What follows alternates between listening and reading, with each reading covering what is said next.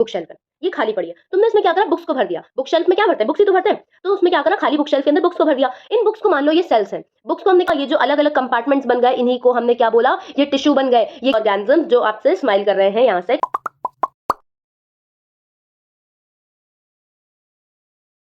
Guys, welcome back to our channel. Hope you are doing fine. I am back with a new chapter on your demand since I got many DMs regarding this chapter.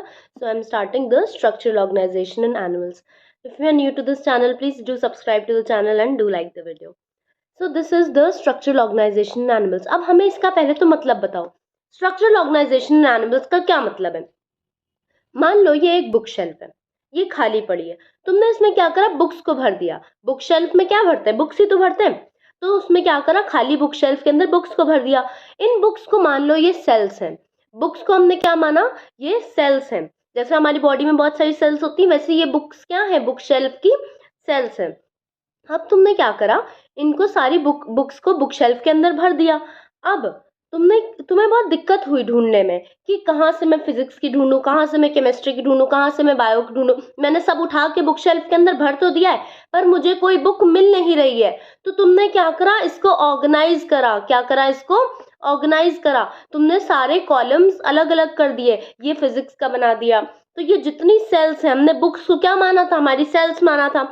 ये जितनी sales हैं उनको, मतलब सारी books को, जो physics वाली थी तुमने एक कंपार्टमेंट में रखा, जो केमिस्ट्री वाली थी उनको एक में रखा, बायो वाली को एक में रखा, हिस्ट्री वाली को एक में रखा, ज्योग्राफी को एक में रखा, इंग्लिश को एक में रखा। कंपार्टमेंट्स में डिवाइड करा।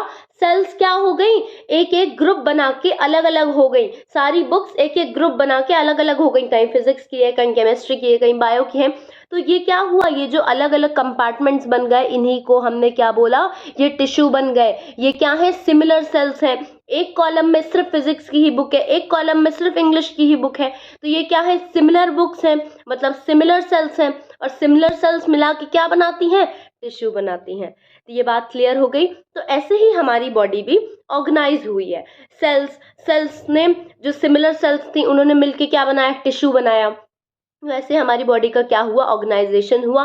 धीरे धीरे सेल से टिश्यू बना, है ना। टिश्यू से हमारा क्या बना, ऑर्गन बना। ऑर्गन से क्या बना, हमारा पूरा ऑर्गन सिस्टम बना। और ऑर्गन सिस्टम से क्या बना, ऑर्गेनिज्म बना। Every living organism is made up of cells, then tissue, then organ system, and then the entire organism. So these are the organisms जो आपसे स्माइल कर रहे हैं यहाँ से खड़े खड़े। सारे जानवर से लेकर पशु पक्षी से लेकर हम ह्यूमंस सब क्या है, सेल्स के बने हैं। ठीक है, अब हम देखते हैं इस चैप्टर में मेनली हम टिश्यू की बात करेंगे कि हम कौन कौन से टिश्यू से बने हैं, एनिमल्स में कितने टाइप के टिश्यू होते हैं। अब एक बात तो समझ में आ गई कि जो टिश्यू है वो ग्रुप ऑफ सिमिलर सेल्स। जैसे हमने सिमिलर बुक्स को बुक शेल्फ में रखा था और अलग अलग कॉलम में डिवाइड करा था, वैसे ही जो टिश्यू है वो क्या है, ग्रुप ऑफ सिमिलर सेल्स है। इतनी बात तो हमें क्लियर हो गई है। तो देखो जितने भी एनिमल्स हैं, जब हमने एनिमल किंगडम स्टार्ट करा था, अगर याद करो तो हमने पॉरीफेरा से स्टार्ट करा था। आपको नहीं आता एनिमल किंगडम तो आप मेरे लेक्चर्स पढ़े हैं, आप देख सकते हो। I will pin it in the description box and also you will find it in the I button. तो यहाँ बताओ, जितने भी एनिमल्स थे हमने पॉरीफेरा से स्टार्ट करा था। तो तुमने ये देखा होगा पॉरीफेरा क्या थे, सेलुलर एग्रीगेट्स थे। उनमें अभी टिश्यू नहीं आया था, दे वर सेलुलर एग्रीगेट्स, पर उनमें बहुत सारी सेल्स थी।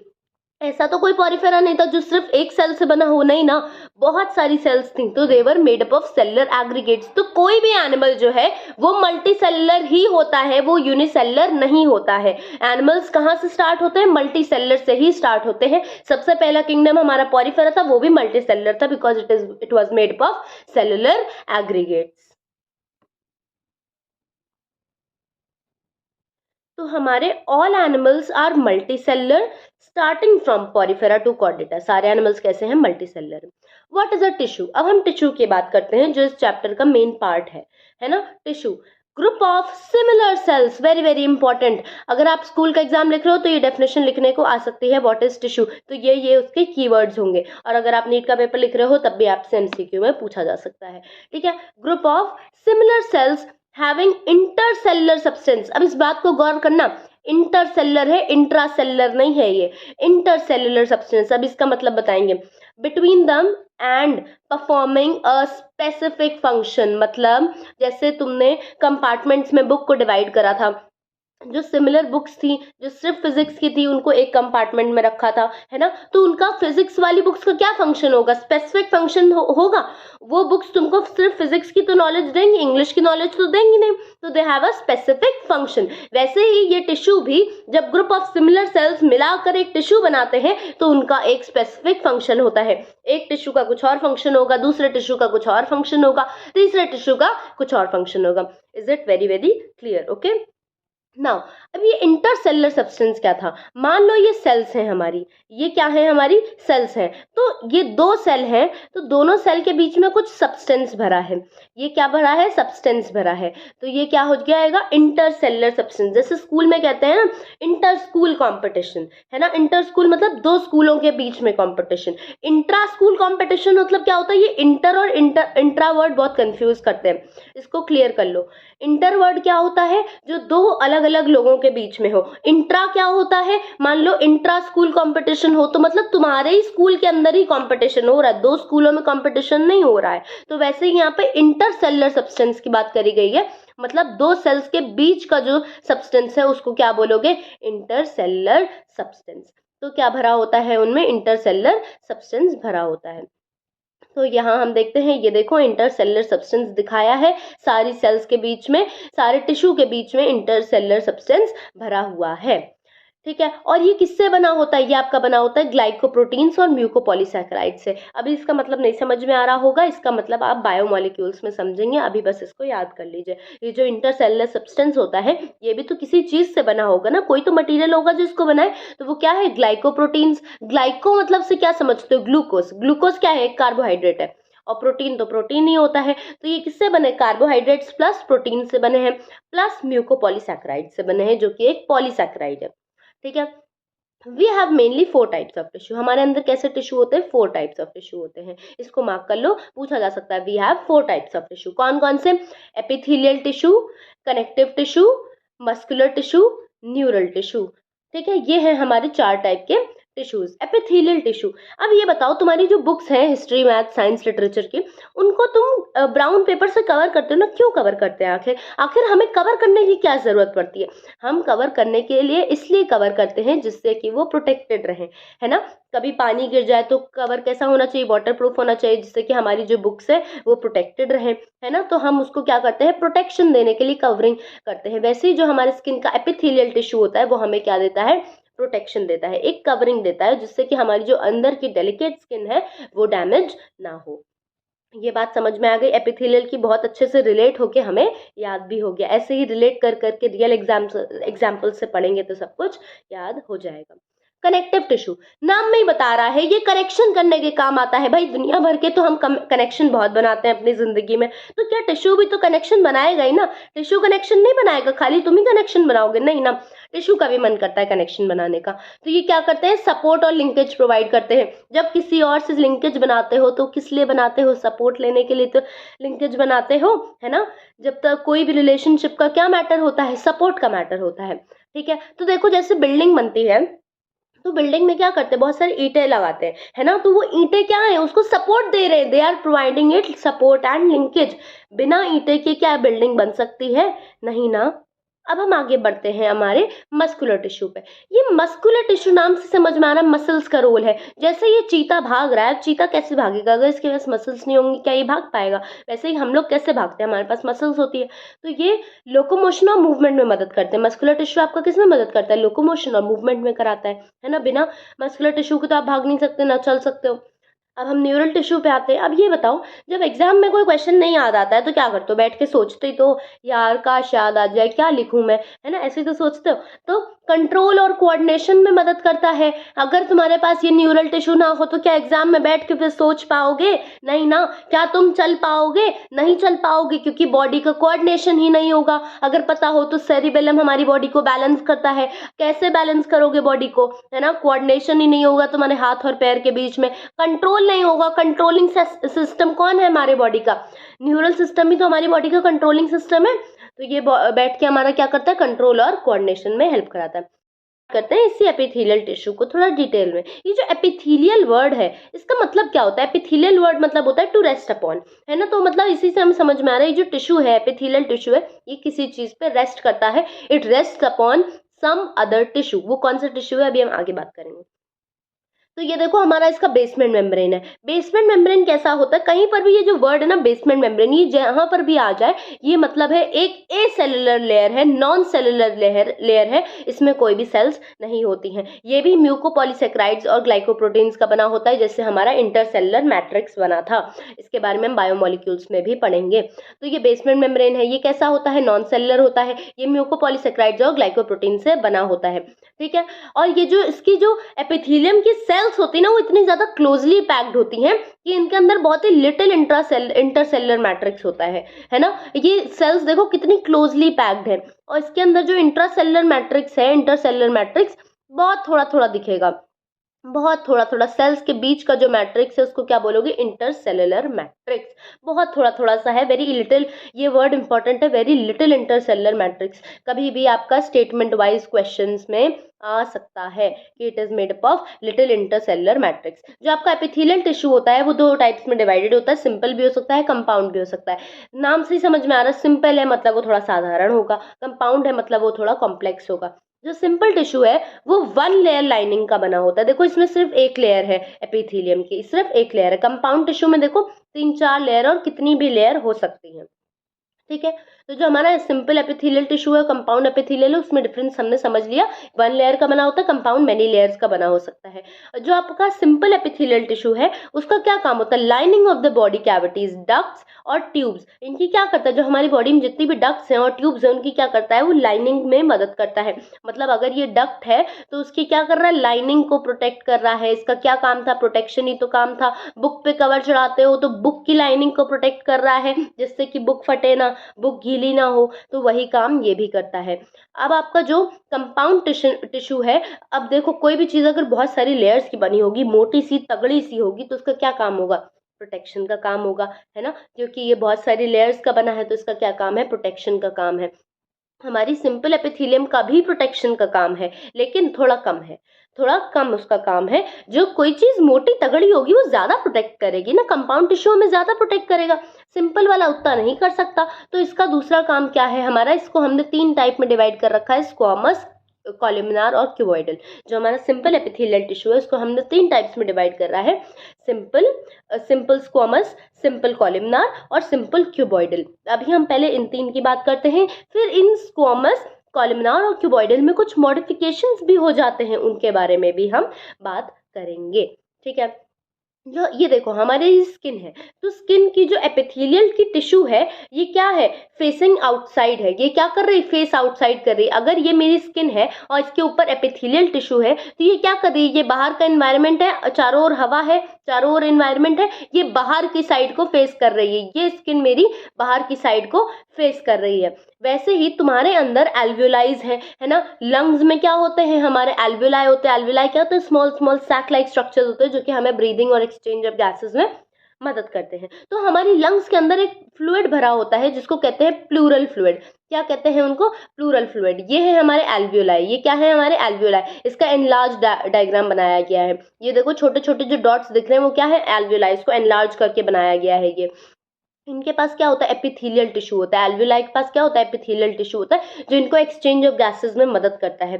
तो ये क्या करता है? It faces the body fluid, pleural fluid. अभी मैंने बताया लंग्स में कौन सा फ्लूइड होता है?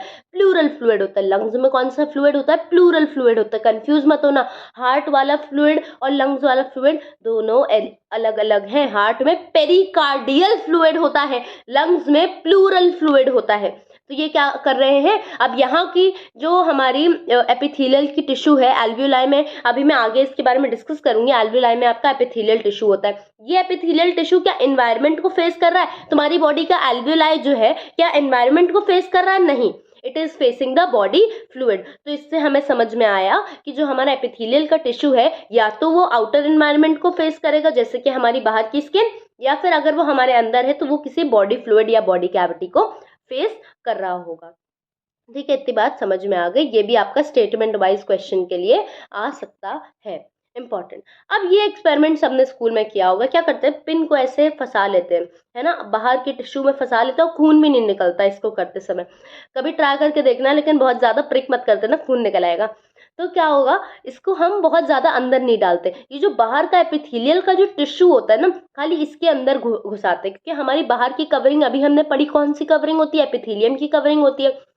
इसी एपिथेलियम की कवरिंग में हम क्या करते हैं, एक पिन को घुसाते हैं, तो खून नहीं निकलता। क्यों खून नहीं निकलता, क्योंकि जो एपिथेलियल का जो टिश्यू है वो एवैस्कुलर है।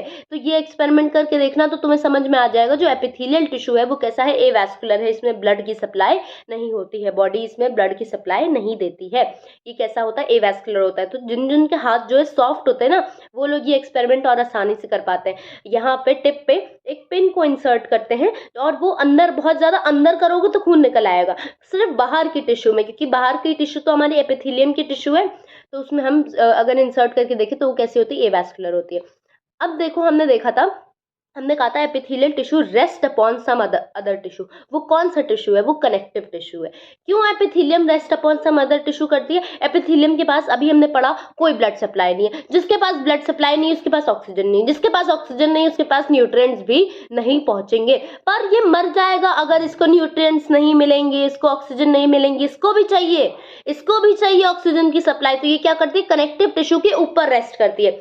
कनेक्टिव टिश्यू में बहुत ज्यादा ब्लड सप्लाई होती है, कनेक्टिव टिश्यू में बहुत ज्यादा ब्लड सप्लाई होती है। तो क्या करता है, कनेक्टिव टिश्यू इसको ऑक्सीजन और न्यूट्रिएंट्स प्रोवाइड करा देता है, इसका दोस्त है ये, और इसको क्या करता है कि मैं तुमको ऑक्सीजन और न्यूट्रिएंट्स प्रोवाइड कर देता हूँ, भले ही तुम्हारे पास नहीं है। जो हमारा कनेक्टिव टिश्यू होता है वो हाईली वैस्कुलर होता है, O2 और न्यूट्रिएंट्स एपिथेलियम को वो दे देता है। अब हम सिंपल एपिथेलियम की बात करते हैं। हमने कहा था simple epithelium is divided into squamous, columnar and cuboidal. तो हम पहले सिंपल स्क्वामस एपिथेलियम की बात करते हैं। इसके जो सिंपल स्क्वामस एपिथेलियम है, ये एनसीईआरटी का डायग्राम है, पहचानने के लिए आ सकता है, इसको ध्यान में रखना। ये कैसी है, फ्लैट है। इस डायग्राम को देख के इसकी कैरेक्टरिस्टिक्स बताओ, बस डायग्राम को मन में रखो, कैरेक्टरिस्टिक्स लिखते जाओ। कैसी सेल्स है, बिल्कुल फ्लैट सेल्स हैं। कैसा न्यूक्लियस है, न्यूक्लियस बिल्कुल इनका सेंटर में है। कहाँ पर है न्यूक्लियस, सेंटर में। और कैसा है, दबा हुआ है। क्यों, क्योंकि सेल्स फ्लैट है, इसलिए न्यूक्लियस भी कैसा है, इनका फ्लैट है। also known as pavement or tessellated epithelium because they appear like the tiles on the floor। ये कैसी appear करती है, tiles on the floor। जैसे घर पे जो टाइल्स लगी होती है कितनी फ्लैट सी होती है, वैसे ही ये स्क्वामस एपिथेलियम कैसी होती है, बिल्कुल फ्लैट होती है। they appear like the tiles on the floor। Cells with irregular boundaries, कैसी इनकी बाउंड्री है, देखो कैसी इरेगुलर सी बाउंड्री है, कहीं कैसी है कहीं कैसी है। तो ये कैसी हैं, इरेगुलर बाउंड्रीज है। तो बस डायग्राम को दिमाग में रखो और सारी कैरेक्टरिस्टिक्स लिख डालो, कोई दिक्कत आएगी ही नहीं। फ्लैट है, न्यूक्लियस सेंटर में है, पेवमेंट एपिथेलियम बोलते हैं, टेसेलेटेड बोलते हैं, appears as if it has irregular boundaries. ठीक है, तो इसका फंक्शन क्या होता है भैया, इसका जन्मजात फंक्शन है कि डिफ्यूजन और फिल्ट्रेशन। जहां पर भी डिफ्यूजन और फिल्ट्रेशन आ जाए और पूछा जाए यहाँ पे कौन सी टिश्यू होगा, तो तुम कहोगे सिंपल स्क्वामस एपिथेलियम है। इसका फंक्शन क्या है, आपका डिफ्यूजन और फिल्ट्रेशन है। हमारी जो ब्लड कैपिलरीज होती हैं उसमें जो है, ब्लड कैपिलरीज बहुत ही थिन होती है ना, तो उसमें क्या होता है, ये सिंपल स्क्वामस एपिथेलियम का उसका टिश्यू होता है, जिसको हम एंडोथेलियम में बोलते हैं। ब्लड कैपिलरीज के लिए हम इसी सिंपल स्क्वामस एपिथेलियम को एंडोथेलियम का भी नाम दे देते हैं। तो जो वॉल्स ऑफ ब्लड वेसल्स होती हैं उसको हम एंडोथेलियम बोलते हैं। इसके बारे में अगर याद आ रहा हो तो हमने एक्सक्रीटरी सिस्टम में पढ़ा है। ठीक है, एयर सैक्स ऑफ लंग्स, अभी बताया था, एल्वियोलाई जो होती हैं वो एयर एक्सचेंज कराने में हमें मदद करती है। CO2 और O2 का एक्सचेंज हमारी बॉडी से होता है, वो एल्वियोलाई की मदद से होता है। तो क्या हो रहा है, डिफ्यूजन ऑफ एयर हो रहा है। डिफ्यूजन ऑफ एयर हो रहा है मतलब डिफ्यूजन ऑफ फिल्ट्रेशन जहां आएगा वहां क्या होगा, सिंपल स्क्वामस एपिथेलियम होगी ही होगी। This is very very clear. अब हम आते हैं क्यूबॉइडल एपिथेलियम पे। एक बात और सिंपल स्क्वामस एपिथेलियम की, जो इसकी जो सरफेस है, देखो ये फ्री सरफेस है इसकी। कैसी सरफेस है, फ्री है। ये जो इसकी फ्री सरफेस होती है वो कैसी होती है, it is free, it has no apical modification. कोई भी एपिकल मॉडिफिकेशन नहीं होता है इसमें। एपिकल मतलब क्या होता है, टॉप पे, मतलब इसके ऊपर देखो कोई भी मॉडिफिकेशन नहीं दिख रहा है, बिल्कुल फ्री सरफेस है। अब हम आते हैं क्यूबॉइडल एपिथेलियम पे। ये है हमारी क्यूबॉइडल एपिथेलियम, नाम से समझ में आ रहा है ये कैसी दिखेगी, क्यूब लाइक इसकी सेल्स होंगी। इस टिश्यू की सेल्स कैसी होंगी, क्यूब लाइक सेल्स होंगी। सिंपल स्क्वामस की कैसी थी, फ्लैटेंड सेल्स थी, इसकी कैसी है, क्यूब लाइक सेल्स है, नाम से समझ में आ रहा है।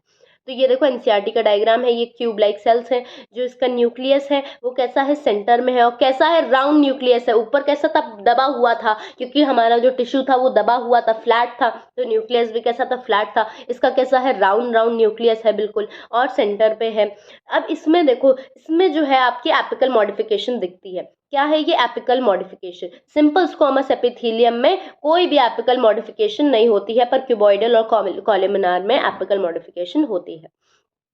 कैसी होती है, simple cuboidal ciliated epithelium, simple cuboidal brush bordered epithelium. ये क्या है, हमारी क्यूबॉइडल एपिथेलियम के ही टाइप्स हैं। किसी में सिंपल होगी, मतलब उसकी फ्री सरफेस जो है, ऊपर की जो एपिकल सरफेस है वो बिल्कुल फ्री होगी, तो वो कहाँ कहाँ पाई जाएगी, सेक्रेशन और एब्जॉर्प्शन में मदद करेगी। कहाँ पाई जाएगी, डीसीटी में, स्मॉल डक्ट्स ऑफ ग्लैंड्स में पाई जाएगी। अब यहाँ पे इस बात पे फोकस करना, स्मॉल डक्ट्स ऑफ ग्लैंड्स। अभी इस बात पे आगे जाके कंफ्यूजन होगा, इसलिए पहले से इसको याद रखो। स्मॉल डक्ट्स ऑफ ग्लैंड्स में मिलती है, कहाँ मिलती है, स्मॉल डक्ट्स ऑफ ग्लैंड्स में। कौन सी मिलती है, सिंपल क्यूबॉइडल एपिथेलियम। याद हो गया।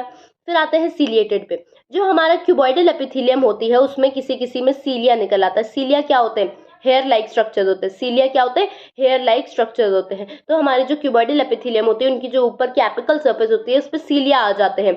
ये कहाँ पाए जाते हैं, small bronchioles. Again the word is important, small bronchioles. कौन सा वर्ड है ये, स्मॉल ब्रोंक्यूल्स। लार्ज ब्रोंक्यूल्स में नहीं मिलते आपके, स्मॉल ब्रोंक्यूल्स में ये मिलते हैं। फिर हम आते हैं ब्रश बॉर्डर्ड एपिथेलियम पे। ब्रश बॉर्डर, जैसे कि तुम्हें इसका बॉर्डर दिख रहा है कैसा है, ब्रश जैसा है, ब्रश बॉर्डर्ड एपिथेलियम है। तो ये कहाँ मिलती है, PCT. Very very very important example, बहुत ज्यादा पूछा जाता है। आपके एनसीईआरटी ने इतना बाइफरकेट करके नहीं दिया है, पर बहुत ज्यादा इंपॉर्टेंट है, बहुत बहुत बहुत ज्यादा इंपॉर्टेंट है। जो आपका पीसीटी है उसमें कौन सा मिलता है, ब्रश बॉर्डर्ड एपिथेलियम मिलता है। एक्सक्रीटरी सिस्टम में भी पढ़ाया है ये बात मैंने, जाके लेक्चर्स देख लेना, ठीक है। ये आपका किसमें मदद करता है, सेक्रेशन और एब्जॉर्प्शन में। पीसीटी का क्या काम होता था, मैक्सिमम रीएब्जॉर्प्शन कराता था। पीसीटी क्या कराता है, हमारे एक्सक्रीटरी सिस्टम का पार्ट है, और क्या कराता है, बॉडी से जितने भी न्यूट्रिएंट्स हैं उनका मैक्सिमम एब्जॉर्प्शन कराता है, ठीक है। तो हमने बात कर ली सिंपल की, हमने बात कर ली सीलिएटेड की, हमने बात कर ली brush bordered epithelium, cuboidal epithelium की। ये हो गए उसके 3 टाइप के मॉडिफिकेशन। अब हम आते हैं, ये अच्छा मैंने डायग्राम भी बना के दिखाया, ये हमारा पीसीटी होता है, ये हमारा नेफ्रॉन है। Kidney is made up of small structural units known as nephron. Nephron का ये एक पार्ट है जो कि क्या है, पीसीटी है। पीसीटी में कौन सी है, ब्रश बॉर्डर्ड क्यूबॉइडल एपिथेलियम। याद रखना इसको, ब्रश बॉर्डर्ड क्यूबॉइडल एपिथेलियम। कौन सी है, क्यूबॉइडल एपिथेलियम है, और कैसी है, ब्रश बॉर्डर्ड है। और जो आपका डीसीटी है उसमें कौन सी एपिथेलियम है, यहाँ पे देखो डीसीटी में हमारी सिंपल क्यूबॉइडल एपिथेलियम थी, पीसीटी में ब्रश बॉर्डर्ड क्यूबॉइडल एपिथेलियम है। बहुत बहुत बहुत इंपॉर्टेंट है, ये हमारा डीसीटी का पार्ट है, इसमें कौन सी है, हमारी सिंपल क्यूबॉइडल एपिथेलियम। तो एक बार रिवाइज कर लेते हैं, हमारी जो सिंपल क्यूबॉइडल एपिथेलियम थी वो कहाँ पर मिली थी, हमको डीसीटी में मिली थी, और कहाँ मिली थी, स्मॉल डक्ट्स ऑफ ग्लैंड्स में मिली थी, स्मॉल डक्ट्स में, वेरी वेरी इंपॉर्टेंट। फिर जो हमारी सीलिएटेड क्यूबॉइडल एपिथेलियम थी वो कहाँ मिली थी, स्मॉलर ब्रोंक्यूल्स में मिली थी। Again very important, small bronchioles में मिली थी। ये जो सीलिया होते हैं ना, इनका मूवमेंट में बहुत काम होता है। तो जो हमारे ब्रोंक्यूल्स होते हैं उसमें हमारे रेस्पिरेटरी ट्रैक्ट में हमारे ब्रोंक्यूल्स आते हैं। रेस्पिरेटरी ट्रैक्ट में क्या होता है, म्यूकस होता है, ये म्यूकस को मूव कराने में मदद करते हैं, है ना। तो इसलिए हमारे यहाँ पे सीलिया होते हैं, सीलिया जहाँ पर भी आएगा वो मूवमेंट में ही मदद करेगा। फिर हमारे कौन से आते हैं, ब्रश बॉर्डर्ड क्यूबॉइडल एपिथेलियम, जो कि हमारे पीसीटी में होते हैं, रीअब्जॉर्प्शन और सेक्रेशन में मदद करते हैं, ठीक है। अब हम आते हैं सिंपल कॉलमनार एपिथेलियम पे।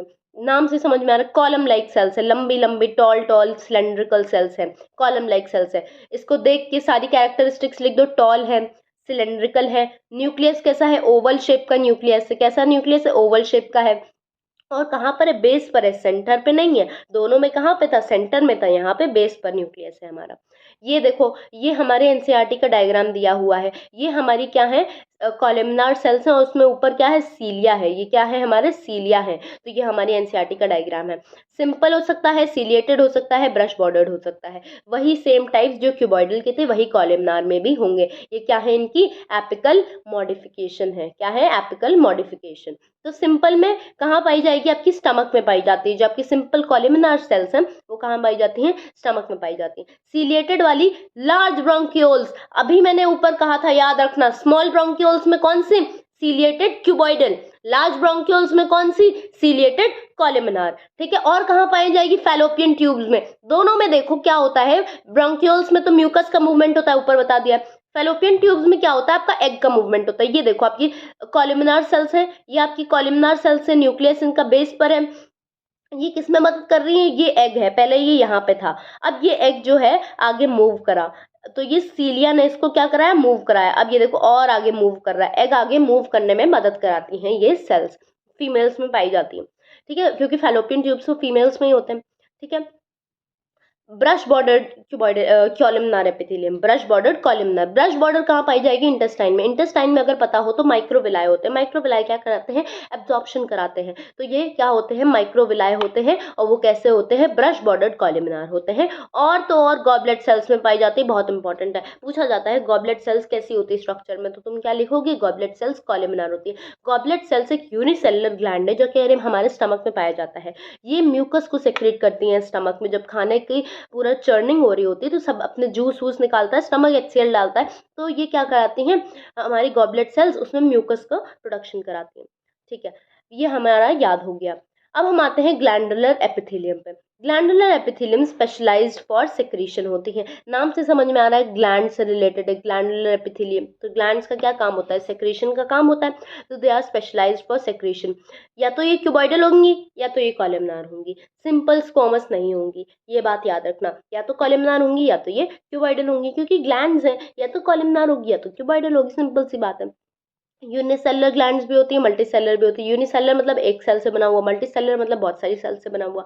अब ये जो गॉबलेट सेल्स है इसका एग्जांपल बहुत बहुत बहुत इंपॉर्टेंट है। ये जो आपका गॉबलेट सेल्स है ये एक यूनिसेलुलर ग्लैंड होता है जो कि आपके स्टमक में पाया जाता है, ये म्यूकस को सेक्रेट करता है। और जो आपके मल्टी सेलुलर सेल्स है, मल्टी सेलुलर ग्लैंड्स तो देखो कुछ भी लिख लो, सलाइवरी ग्लैंड लिख लो, वैसे एनसीईआरटी में सलाइवरी ग्लैंड का एग्जाम्पल दिया गया है मल्टी सेलुलर के लिए। आप स्वेट ग्लैंड्स भी बोल सकते हो, है ना, वो सब क्या है, मल्टी सेलुलर ग्लैंड्स हैं, ठीक है। आप लेकिन आपको यूनिसेलुलर का एग्जांपल बहुत अच्छे से याद रखना है जो कि है गॉबलेट सेल्स। ये हमारी सिंगल यूनिसेलुलर सेल्स होते हैं जो कि स्टमक में पाई जाती हैं।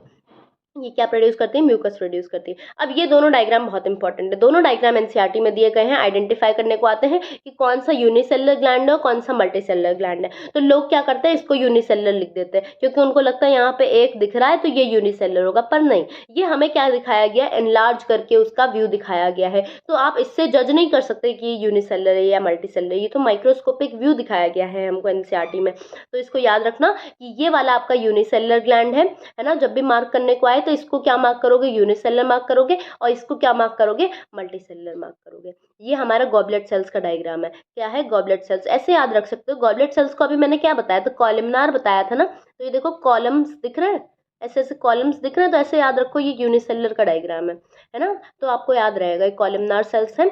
कॉलमनार सेल्स हमेशा कैसी होती है, गॉबलेट सेल्स को हमेशा कौन सी सेल्स होती है, कॉलमनार सेल्स होती है। तो इससे याद रखो ये यूनिसेलुलर का डायग्राम है और दूसरा वाला किसका है, मल्टीसेलुलर का डायग्राम है। अब ये जो हमारे ग्लैंड्स होते हैं ना, ये दो टाइप के होते हैं, एक्सोक्राइन भी होते हैं, एंडोक्राइन भी होते हैं। एंडो, एंडो में एन आता है मतलब नो, ऐसे याद रखना, एंडो में नो, नो डक्ट, एन और डी आ रहा है, नो डक्ट, एंडो मतलब नो डक्ट, और एक्सो मतलब they have ducts. Exocrine glands के पास क्या होती हैं, डक्ट्स होती हैं, एंडोक्राइन ग्लैंड्स के पास नो डक्ट्स। ऐसे याद रखना, एन और डी आता है तो N for no, D for duct, no duct, these are ductless glands. कैसे होते हैं, डक्टलेस ग्लैंड्स। एक्सोक्राइन ग्लैंड्स के पास डक्ट्स होती हैं, उनके पास अब ये जो डक्ट्स होती हैं ना, ये क्या कराती हैं, जो आपका सेक्रेशन होता है, जो भी ग्लैंड सेक्रेट करता है, कोई भी जूस निकालता है या कोई भी हमारा सेक्रेशन प्रोड्यूस करता है, वो उसको कैरी करने में मदद करती है। तो एंडोक्राइन ग्लैंड्स के पास डक्ट्स नहीं होती हैं, एक्सोक्राइन ग्लैंड्स के पास डक्ट्स होती हैं। Have ducts, ducts carry their secretion, ठीक है। और जो नो डक्ट्स हैं, एंडोक्राइन ग्लैंड्स के पास कोई भी डक्ट नहीं है, तो ये क्या करते हैं, डायरेक्टली ब्लड में रिलीज कर देते हैं। जो भी इनको रिलीज करना होता है, ये क्या रिलीज करते हैं, पहली बात तो ये हार्मोन रिलीज करते हैं। तो जो ग्लैंड्स जो हार्मोन रिलीज करते हैं वो डायरेक्टली ब्लड में रिलीज कर देते हैं, क्योंकि उनके पास कोई डक्ट नहीं है, उनके पास कोई साधन नहीं है, उनके पास डक्ट को ऐसे समझ लो बस है, बस एक जगह से दूसरी जगह चीज़ों को पहुंचाती है। तो उनके पास कोई भी बस नहीं, वो डायरेक्टली जो है किसमें सेक्रेट कर देते हैं, ब्लड में डाल देंगे कि भाई ब्लड तुम ही ले जाओ, तुम तो पूरे शरीर में जाते हो, ब्लड तो हमारे पूरे शरीर में आता है, तो कहता है तुम ही ले जाओ भैया मेरा सेक्रेशन, मेरे पास कोई भी डक्ट नहीं है, मेरे पास कोई भी ट्रांसपोर्टेशन नहीं है। ठीक है। जैसे कि म्यूकस हो गया, सलाइवा हो गया, ईयर वैक्स हो गया, ये सब क्या है, डक्ट से हमारे बॉडी में रिलीज होते हैं। हमारे पास ईयर में अलग डक्ट्स हैं जिससे कि हमारा ईयर वैक्स निकले। सलाइवा, हमारे सलाइवरी ग्लैंड्स की अलग डक्ट्स होती हैं। म्यूकस मतलब गॉबलेट सेल्स, है ना, ये सब की अलग अलग डक्ट्स होती है। ठीक है। ये हमारे हॉर्मोन्स हॉर्मोन्स रिलीज करते हैं। एंडोक्राइन ग्लैंड्स जो होते हैं वो डायरेक्टली कहाँ रिलीज कर देते हैं, ब्लड में रिलीज कर देते हैं, है ना। तो हमारे जब ये डायरेक्टली ब्लड में रिलीज कर देते हैं, ये देखो डायरेक्ट ब्लड में आ गए, तो इसके एग्जांपल्स क्या हैं, हाइपोथैलेमस है, पिट्यूटरी है और पैंक्रियाज है। अब यहाँ पे एक्सोक्राइन ग्लैंड्स में अभी मैंने कौन कौन से बताए, म्यूकस, सलाइवा, ईयर वैक्स, और याद रखो तो मिल्क। मिल्क जो होता है, जो फीमेल्स में रिलीज होता है, हमारी memory glands after the child birth, है ना, रिलीज करती हैं। तो ये हमारा कैसा होता है, डक्ट्स होती हैं। Milk is carried through the ducts.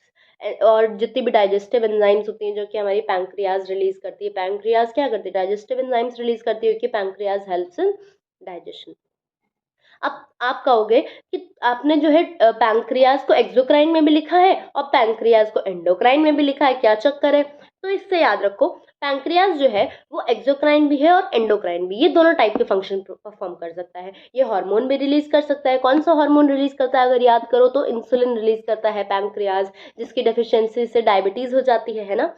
तो जो हमारा पैंक्रियाज है वो हमारा एक्सोक्राइन भी है और पैंक्रियाज हमारा एंडोक्राइन भी है। तो हम इसको क्या बोल देते हैं, मिक्स्ड ग्लैंड बोल देते हैं, क्योंकि ये एंडोक्राइन भी है और एक्सोक्राइन भी है। मिक्स्ड ग्लैंड बोल देते हैं या फिर हेट्रोक्राइन ग्लैंड बोल देते हैं। तो ये बात हमें क्लियर हो गई, pancreas both exocrine and endocrine. फिर से याद कर लेते हैं, एंडोक्राइन में कौन कौन से आते हैं, हाइपोथैलेमस जो कि आपके ब्रेन का पार्ट है, पिट्यूटरी जो कि आपके ब्रेन का पार्ट है, ये सब क्या रिलीज करते हैं, हॉर्मोन्स रिलीज करते हैं। और पैंक्रियाज, पैंक्रियाज हमारा एंडोक्राइन भी है और एक्सोक्राइन भी है। एक्सोक्राइन में ईयर वैक्स, सलाइवा, है ना, म्यूकस, और आपके मैमरी ग्लैंड्स जो मिल्क प्रोड्यूस करते हैं, डाइजेस्टिव एंजाइम्स जो कैरी करता है जो कि पैंक्रियाज ही है। तो ये हमारे क्या हो गए, दोनों बात हो गई।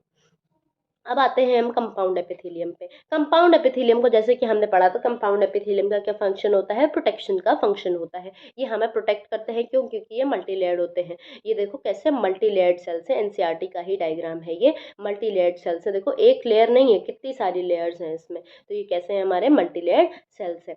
लिमिटेड और no role in secretion and absorption, very important statement wise question और असर्शन रीजन दोनों में आ सकता है कि ये कैसे होते हैं, लिमिटेड और नो रोल इन सेक्रेशन और एब्जॉर्प्शन। डायरेक्ट इस लाइन को याद रखना, आपके स्टेटमेंट में आएगी। क्यों, देखो ये इसका काम क्या है, प्रोटेक्शन का काम है। तो ये क्या कहता है कि भाई मेरा काम है प्रोटेक्शन, मैं कोई सेक्रेशन नहीं रिलीज करने वाला, मेरा सिर्फ और सिर्फ क्या काम है, सेक्रेशन का सॉरी प्रोटेक्शन का काम है, तो मैं कोई भी सेक्रेशन नहीं करूंगा। Protection against chemical and mechanical stresses, ये क्या करते हैं, केमिकल और मैकेनिकल स्ट्रेसेस के अगेंस्ट हमें प्रोटेक्ट करते हैं। खुद ही सोचो ना, स्किन में चोट लगती है तो स्किन अपने आप को प्रोटेक्ट करने की कोशिश तो करती है ना। ऐसा तो नहीं है कि तुम ऐसे, मतलब अगर करके देखना, तुम एक पेंसिल हल्के से भोंको तो क्या खून निकल आता है, नहीं ना। क्यों, क्योंकि एक कंपाउंड एपिथेलियम है जो तुम्हें प्रोटेक्ट कर रही है। हाँ, अगर ज्यादा टाइटली भोंक दोगे तो ऑफकोर्स से बात है, खून निकल आएगा, तो कंपाउंड एपिथेलियम आपकी डैमेज हो जाएगी, है ना। लेकिन आप अगर हल्के से भोंकोगे तो नहीं निकलेगा इतना ज्यादा खून, या फिर इतनी ज्यादा चोट नहीं लगेगी, because it is protecting us against chemical and mechanical stresses. They cover the dry surface of the body, जैसे कि स्किन है, स्किन क्या है, हमारी dry surface of the body है। क्या इसमें कोई मॉइस्चर है, नहीं ना, ये कैसी है, dry surface of the body है। क्यों, क्योंकि यहाँ पे एक प्रोटीन का डिपोजिशन होता है जिसको केराटिन प्रोटीन बोलते हैं, जो आपके बाल है, काफी एड्स में भी सुना होगा केराटिन प्रोटीन। लोग केराटिन ट्रीटमेंट लेते हैं पार्लर्स में जाके, जिससे कि उनके बाल अच्छे हो जाए। केराटिन एक टाइप का प्रोटीन होता है जो कि आपकी स्किन को ड्राई बना देता है ना। तो ये आपका क्या है, स्किन में क्या होता है, केराटिनाइज्ड प्रोटीन होता है। जो आपकी स्किन है वो केराटिन, ऊपर उसकी जो लेयर है वो केराटिन की बनी है, इसलिए ड्राई ड्राई है। Moist surface of the buccal cavity, अभी जो अंदर हमारी बकल कैविटी है जहाँ पे सलाइवा भरा है, क्या यहाँ पे भी केराटिन है, नहीं। जो हमारी बाहर की सर्फेस है, चीक्स की सर्फेस है, सिर्फ यहाँ पे केराटिन है, अंदर की साइड पे केराटिन नहीं है। क्यों, बिकॉज इट इज मॉइस्ट, है ना, it has a moist surface. जो आपका फैरिंग्स है वो भी कैसा है, आपका मॉइस्ट सरफेस है। जो लार्ज डक्ट्स होती हैं, अब ये आया बात इंपॉर्टेंट वाली। अभी हमने ऊपर पढ़ा था स्मॉल डक्ट्स, जब मैंने कहा था कि प्लीज प्लीज प्लीज इसको याद रखना। ये देखो यहाँ पे मैंने इसको कहा था आपसे, यहाँ पे आपको वापस दिखा देती हूँ मैं। ये था हमारे, ये सिंपल क्यूबॉइडल एपिथेलियम में हमने पढ़ा था स्मॉल डक्ट्स ऑफ ग्लैंड्स और डीसीटी में पाया जाता है। अब हम पढ़ रहे हैं large ducts of gland. Large ducts of gland में क्या पाया जाता है, हमारा कंपाउंड एपिथेलियम पाया जाता है। ये देखो अभी मैंने पढ़ाया यहाँ पे लार्ज डक्ट्स ऑफ ग्लैंड्स में हमारा कंपाउंड एपिथेलियम पाया जाता है, जैसे कि सलाइवरी ग्लैंड, पैंक्रियाटिक डक्ट, इन सब की जो सलाइवरी ग्लैंड्स की जो डक्ट होती है, पैंक्रियाटिक ग्लैंड की जो डक्ट होती है वो कैसी होती है, लार्ज लार्ज होती है ना, बहुत बड़ी बड़ी डक्ट। कुछ ग्लैंड्स की डक्ट जो है वो छोटी होती है, कुछ की बड़ी होती है। जो छोटी वाली होती है उसमें सिंपल क्यूबॉइडल एपिथेलियम है, जो बड़ी वाली है उसमें कंपाउंड एपिथेलियम है। ठीक है, ये बात आपको क्लियर रहनी चाहिए, बहुत इंपॉर्टेंट है, ये बहुत ज़्यादा इंपॉर्टेंट है। अगर लार्ज डक्ट्स ऑफ ग्लैंड्स पूछे और अच्छा ये भी करते हैं कि एग्जामिनर लिख देगा which tissue is found in the pancreatic duct, तो क्या आंसर लगाओ, कंपाउंड एपिथेलियम लगाओगे, क्योंकि उसने मेंशन नहीं करा कि पैंक्रियाटिक डक्ट जो है बड़ी है कि छोटी है, पर आपको पता होना चाहिए, इसीलिए मैंने लिखा है जो आपकी सलाइवरी डक्ट और पैंक्रियाटिक डक्ट है वो कैसी लार्ज डक्ट्स ऑफ ग्लैंड्स है। तो ये जब भी ये दोनों नाम लिखेगा तो कौन सा आंसर लगाओगे, कंपाउंड एपिथेलियम लगाओगे, और इनके अलावा कोई और डक्ट लिखेगा तो कौन सा आंसर लगाओगे, सिंपल क्यूबॉइडल एपिथेलियम का लगाओगे। ठीक है, अब आते हैं सेल जंक्शंस पे। सेल जंक्शन, ये जंक्शन मतलब क्या होता है, जंक्शन मतलब क्या होता है, मतलब दो रोड को अगर बीच में एक चौराहा कनेक्ट कर रहा है तो क्या बोलते हैं, उसको जंक्शन बोलते हैं, है ना। तो वैसे ही जब हमारे दो एपिथेलियम के बीच में कोई भी एक जंक्शन आ जाएगा तो उसको हम क्या बोलेंगे, एक कोई कॉर्नर आ गया है, एक कोई चौराहा आया है जिसने दोनों एरियाज को जोड़ा है आपस में। तो it provide structural and functional links between individual cells. दो सेल्स के बीच में क्या प्रोवाइड करता है, लिंकेज प्रोवाइड करता है। जैसे चौराहा दो रोड को कनेक्ट करता है, वैसे ये भी क्या करता है, इंडिविजुअल सेल्स को कनेक्ट करता है। ठीक है, अब देखो हमारा आता है तीन टाइप के जंक्शन होते हैं। टाइट जंक्शन होता है सबसे पहला। टाइट जंक्शन क्या होता है, ये देखो यहाँ पे ये है हमारा पाइप, ठीक है, ये है हमारा पाइप। पाइप के बीच में ये जो हमने जंक्शन लगा दिया है, क्यों, क्योंकि पाइप हमारा लीक कर रहा था। पाइप लीक करता है तो क्या करोगे, एक जंक्शन लगा दोगे। यहाँ से पाइप हमारा कट गया है तो हमने क्या करा, दो जंक्शन लगा दिए। तो यहाँ पे हमने जो ये एक जंक्शन लगाया है इसको हम क्या बोलेंगे, टाइट जंक्शन। तो कैसे याद रखोगे, stop substances leaking across a tissue, direct statement आएगा। बहुत कंफ्यूजिंग है कि टाइट जंक्शन और अडहियरिंग जंक्शन में इतना ज्यादा कंफ्यूजन होता है। टाइट जंक्शन होता है, अडहियरिंग जंक्शन होता है, गैप जंक्शन होता है, तीन टाइप के जंक्शंस होते हैं। ठीक है, और लेकिन इसमें इतना ज्यादा कंफ्यूजन होता है कि मैं क्या बताऊं। टाइट जंक्शन जो है कैसे याद रखोगे, दो अगर एक पाइप है वो लीक कर रहा है तो क्या करोगे, उसको टाइट से बंद कर दोगे, एक जंक्शन लगा दोगे। जैसे ये हमने एक जंक्शन लगाया है और ये जो आपका प्लम्बर है इसको रिपेयर कर रहा है, तो ये क्या है, stop substances from leaking across the tissue. Pipe leak कर रहा है तो हमने उसमें क्या करा, एक जंक्शन लगा दिया और क्या करा, it stop substances from leaking across a tissue. फिर आते हैं हम अडहियरिंग जंक्शन पे। ये देखो है हमारा अडहियरिंग जंक्शन। अब ये देखो हमारे ईंटें लगाए जा रहे हैं, ईंटे के बीच में हम क्या भर रहे हैं, यहाँ पे सीमेंट भरा जा रहा है ना। ईंटों के बीच में क्या भर रहे हैं, सीमेंट भर रहे हैं। तो इसी को क्या करते हैं हम, अडहियरिंग जंक्शन का क्या काम होता है, अडहियर मतलब क्या होता है, दो चीजों को जोड़ के रखना। ठीक है, तो इट परफॉर्म सीमेंटिंग, ऐसे याद रखना। मैंने इसीलिए ये ट्रिक्स बनाई हैं जिससे कि आपको याद रहे, बहुत इंपॉर्टेंट है और हर पेपर में ज्यादातर आता ही आता है जंक्शन के ऊपर क्वेश्चन, बहुत इंपॉर्टेंट। अगर इस चैप्टर से क्वेश्चन आ रहा है मतलब जंक्शंस के ऊपर तो 99% क्वेश्चन आएगा ही आएगा। ठीक है, तो आपका हमने टाइट पढ़ लिया, it stops substances from leaking across a tissue, direct statement आता है। Adhering, it performs cementing. Gap junction, gap junction ये देखो ये हमने बनाया है गैप जंक्शन। दो सेल है, दो सेल के बीच में एक हमने गैप जंक्शन बनाया हुआ है। इससे क्या करते हैं, दोनों सेल्स का ये जो साइटोप्लाज्म है, ये जो ब्राउन कलर से साइटोप्लाज्म बनाया गया है, इन दोनों को कनेक्ट कर रहा है। दोनों जंक्शन से क्या कर रहा है, यहाँ पे साइटोप्लाज्म को कनेक्ट कर रहा है दोनों सेल्स के। तो यहाँ पे क्या करता है, वो कम्युनिकेशन कराता है, दोनों सेल्स में बातचीत बढ़े, जिससे help to communicate between the cells and connecting the cytoplasm. Cytoplasm को क्या करा रहा है, कनेक्ट करा रहा है एडजॉइनिंग सेल्स से, जिससे कि रैपिड ट्रांसफर ऑफ स्मॉल और बिग मॉलिक्यूल्स हो जाए। स्मॉल और बिग आयंस और मॉलिक्यूल्स का क्या कराता है, रैपिड ट्रांसफर कराता है। यहाँ से कोई भी अगर मॉलिक्यूल को इधर ट्रांसफर करना होगा तो कैसे करोगे, इसी से तो करोगे। तो ये क्या करा रहा है, कम्युनिकेट करा रहा है। और बहुत इंपॉर्टेंट, साइटोप्लाज्म को कनेक्ट करा रहा है, ये बहुत इंपॉर्टेंट है, it connects the cytoplasm. Cell junctions are majorly found in the epithelial tissue, ये बात याद रखना। सेल जंक्शन जो है मेजरली एपिथेलियल टिश्यू में पाए जाते हैं, वेरी इंपॉर्टेंट, इसको याद रखना। जो आपके कनेक्टिव टिश्यू है, अब हमने पहला टिश्यू पढ़ लिया एपिथेलियल टिश्यू, फिर हम आते हैं कनेक्टिव टिश्यू। इसके बाद कौन सा पढ़ेंगे, मस्कुलर टिश्यू, उसके बाद कौन सा, न्यूरल टिश्यू। बस चार टाइप के टिश्यू हैं। एपिथेलियल टिश्यू थोड़ा बड़ा था, कनेक्टिव भी थोड़ा बड़ा है, फिर मस्कुलर और न्यूरल तो छोटे छोटे से, ठीक है। तो आपके आता है कनेक्टिव टिश्यू पे। जो आपका कनेक्टिव टिश्यू है भाई, कनेक्शंस तो दुनिया भर के हम बनाते हैं जिंदगी में, तो ऑफ कोर्स सी बात है कि कनेक्टिव टिश्यू भी सबसे बड़ा टिश्यू होगा। क्यों? क्योंकि इसको कनेक्शन बनाना है ना, इसको कनेक्शन बनाने में बड़ी मजा आती है। तो connective tissue is the most widely distributed tissue, it is the most abundant tissue and it provides linkage and support. Connection का काम ही क्या होता है? लिंकेज और सपोर्ट प्रोवाइड करना। तो कनेक्टिव टिश्यू क्या है? मोस्ट अबंडेंट है और मोस्ट डिस्ट्रीब्यूटेड है, वाइडली डिस्ट्रीब्यूटेड है, मोस्ट अबंडेंट है और क्या कराता है? लिंकेज और सपोर्ट को प्रोवाइड कराता है, ठीक है। अब ये हमारा जो कनेक्टिव टिश्यू है वो 3 टाइप का होता है, loose connective tissue, dense connective tissue, specialised connective tissue. ये हो गए हमारे 3 टाइप के कनेक्टिव टिश्यू। सबसे पहले आते हैं लूज कनेक्टिव टिश्यू पे। लूज कनेक्टिव टिश्यू को हमने आगे 2 में डिवाइड कर रखा है, एरियोलर और adipose connective tissue. Areolar connective tissue और एडिपोज कनेक्टिव टिश्यू। ये सीटी क्या है? कनेक्टिव टिश्यू के लिए लिख रही हूँ, ठीक है। तो ये है हमारा लूज कनेक्टिव टिश्यू, उसको हमने किस में डिवाइड करा? एरियोलर और एडिपोज में। डेंस कनेक्टिव टिश्यू को हमने किस में डिवाइड करा? डेंस इर्रेगुलर और डेंस रेगुलर में, ठीक है। स्पेशलाइज्ड कनेक्टिव टिश्यू को हमने किस में डिवाइड करा? स्केलेटल और फ्लूइड में। स्केलेटल में कौन से आएंगे? बोन और कार्टिलेज, और फ्लूइड में कौन से आएंगे? ब्लड और लिम्फ आएंगे। हमें पता है 2 फ्लूइड्स हमारी बॉडी में, ब्लड है और लिम्फ है, सर्कुलेटरी सिस्टम में पढ़ा भी है हमने, है ना।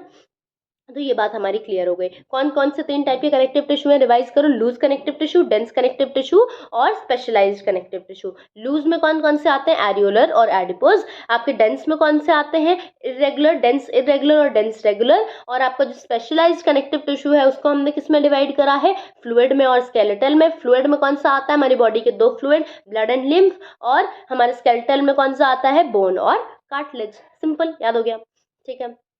अब हम आते हैं यहाँ पे लूज कनेक्टिव टिश्यू पे, जो कि है हमारा सबसे पहले एरियोलर। हम सबसे पहले बात करते हैं एरियोलर की। ये जो एरियोलर कनेक्टिव टिश्यू होते हैं, इनमें क्या होता है? ये बड़े बड़े ऐसे होते हैं, जैसे मान लो ये है हमारा एरियोलर कनेक्टिव टिश्यू, अंदर से हॉलो है ये, ठीक है। अंदर से क्या है? हॉलो है। इसमें क्या होता है? जो हमारा कनेक्टिव टिश्यू होता है ना, उसमें मैक्रोफाजेस बहुत ज्यादा होते हैं। कनेक्टिव टिश्यू का एनसीईआरटी ने डायग्राम में बनाया, अभी उसको दिखाऊंगी। जो आपका एरियोलर कनेक्टिव टिश्यू है, यहाँ पे क्या होता है? मैक्रोफाजेस होते हैं। क्या होते हैं? मैक्रोफाजेस होते हैं। मैक्रोफाजेस क्या कराते हैं? फैगोसाइटोसिस कराते हैं। सर्कुलेटरी सिस्टम में पढ़ाया है इसके बारे में डिटेल में। मैक्रोफाजेस क्या कराते हैं? हमारे फैगोसाइटोसिस। फैगोसाइटोसिस यहाँ पे भी समझ लेते हैं, वैसे तो सर्कुलेटरी सिस्टम में बड़ा बताया है।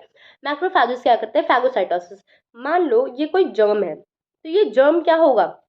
ये एक सेल है, ये सेल इस जर्म को एनगल्फ कर लेगी।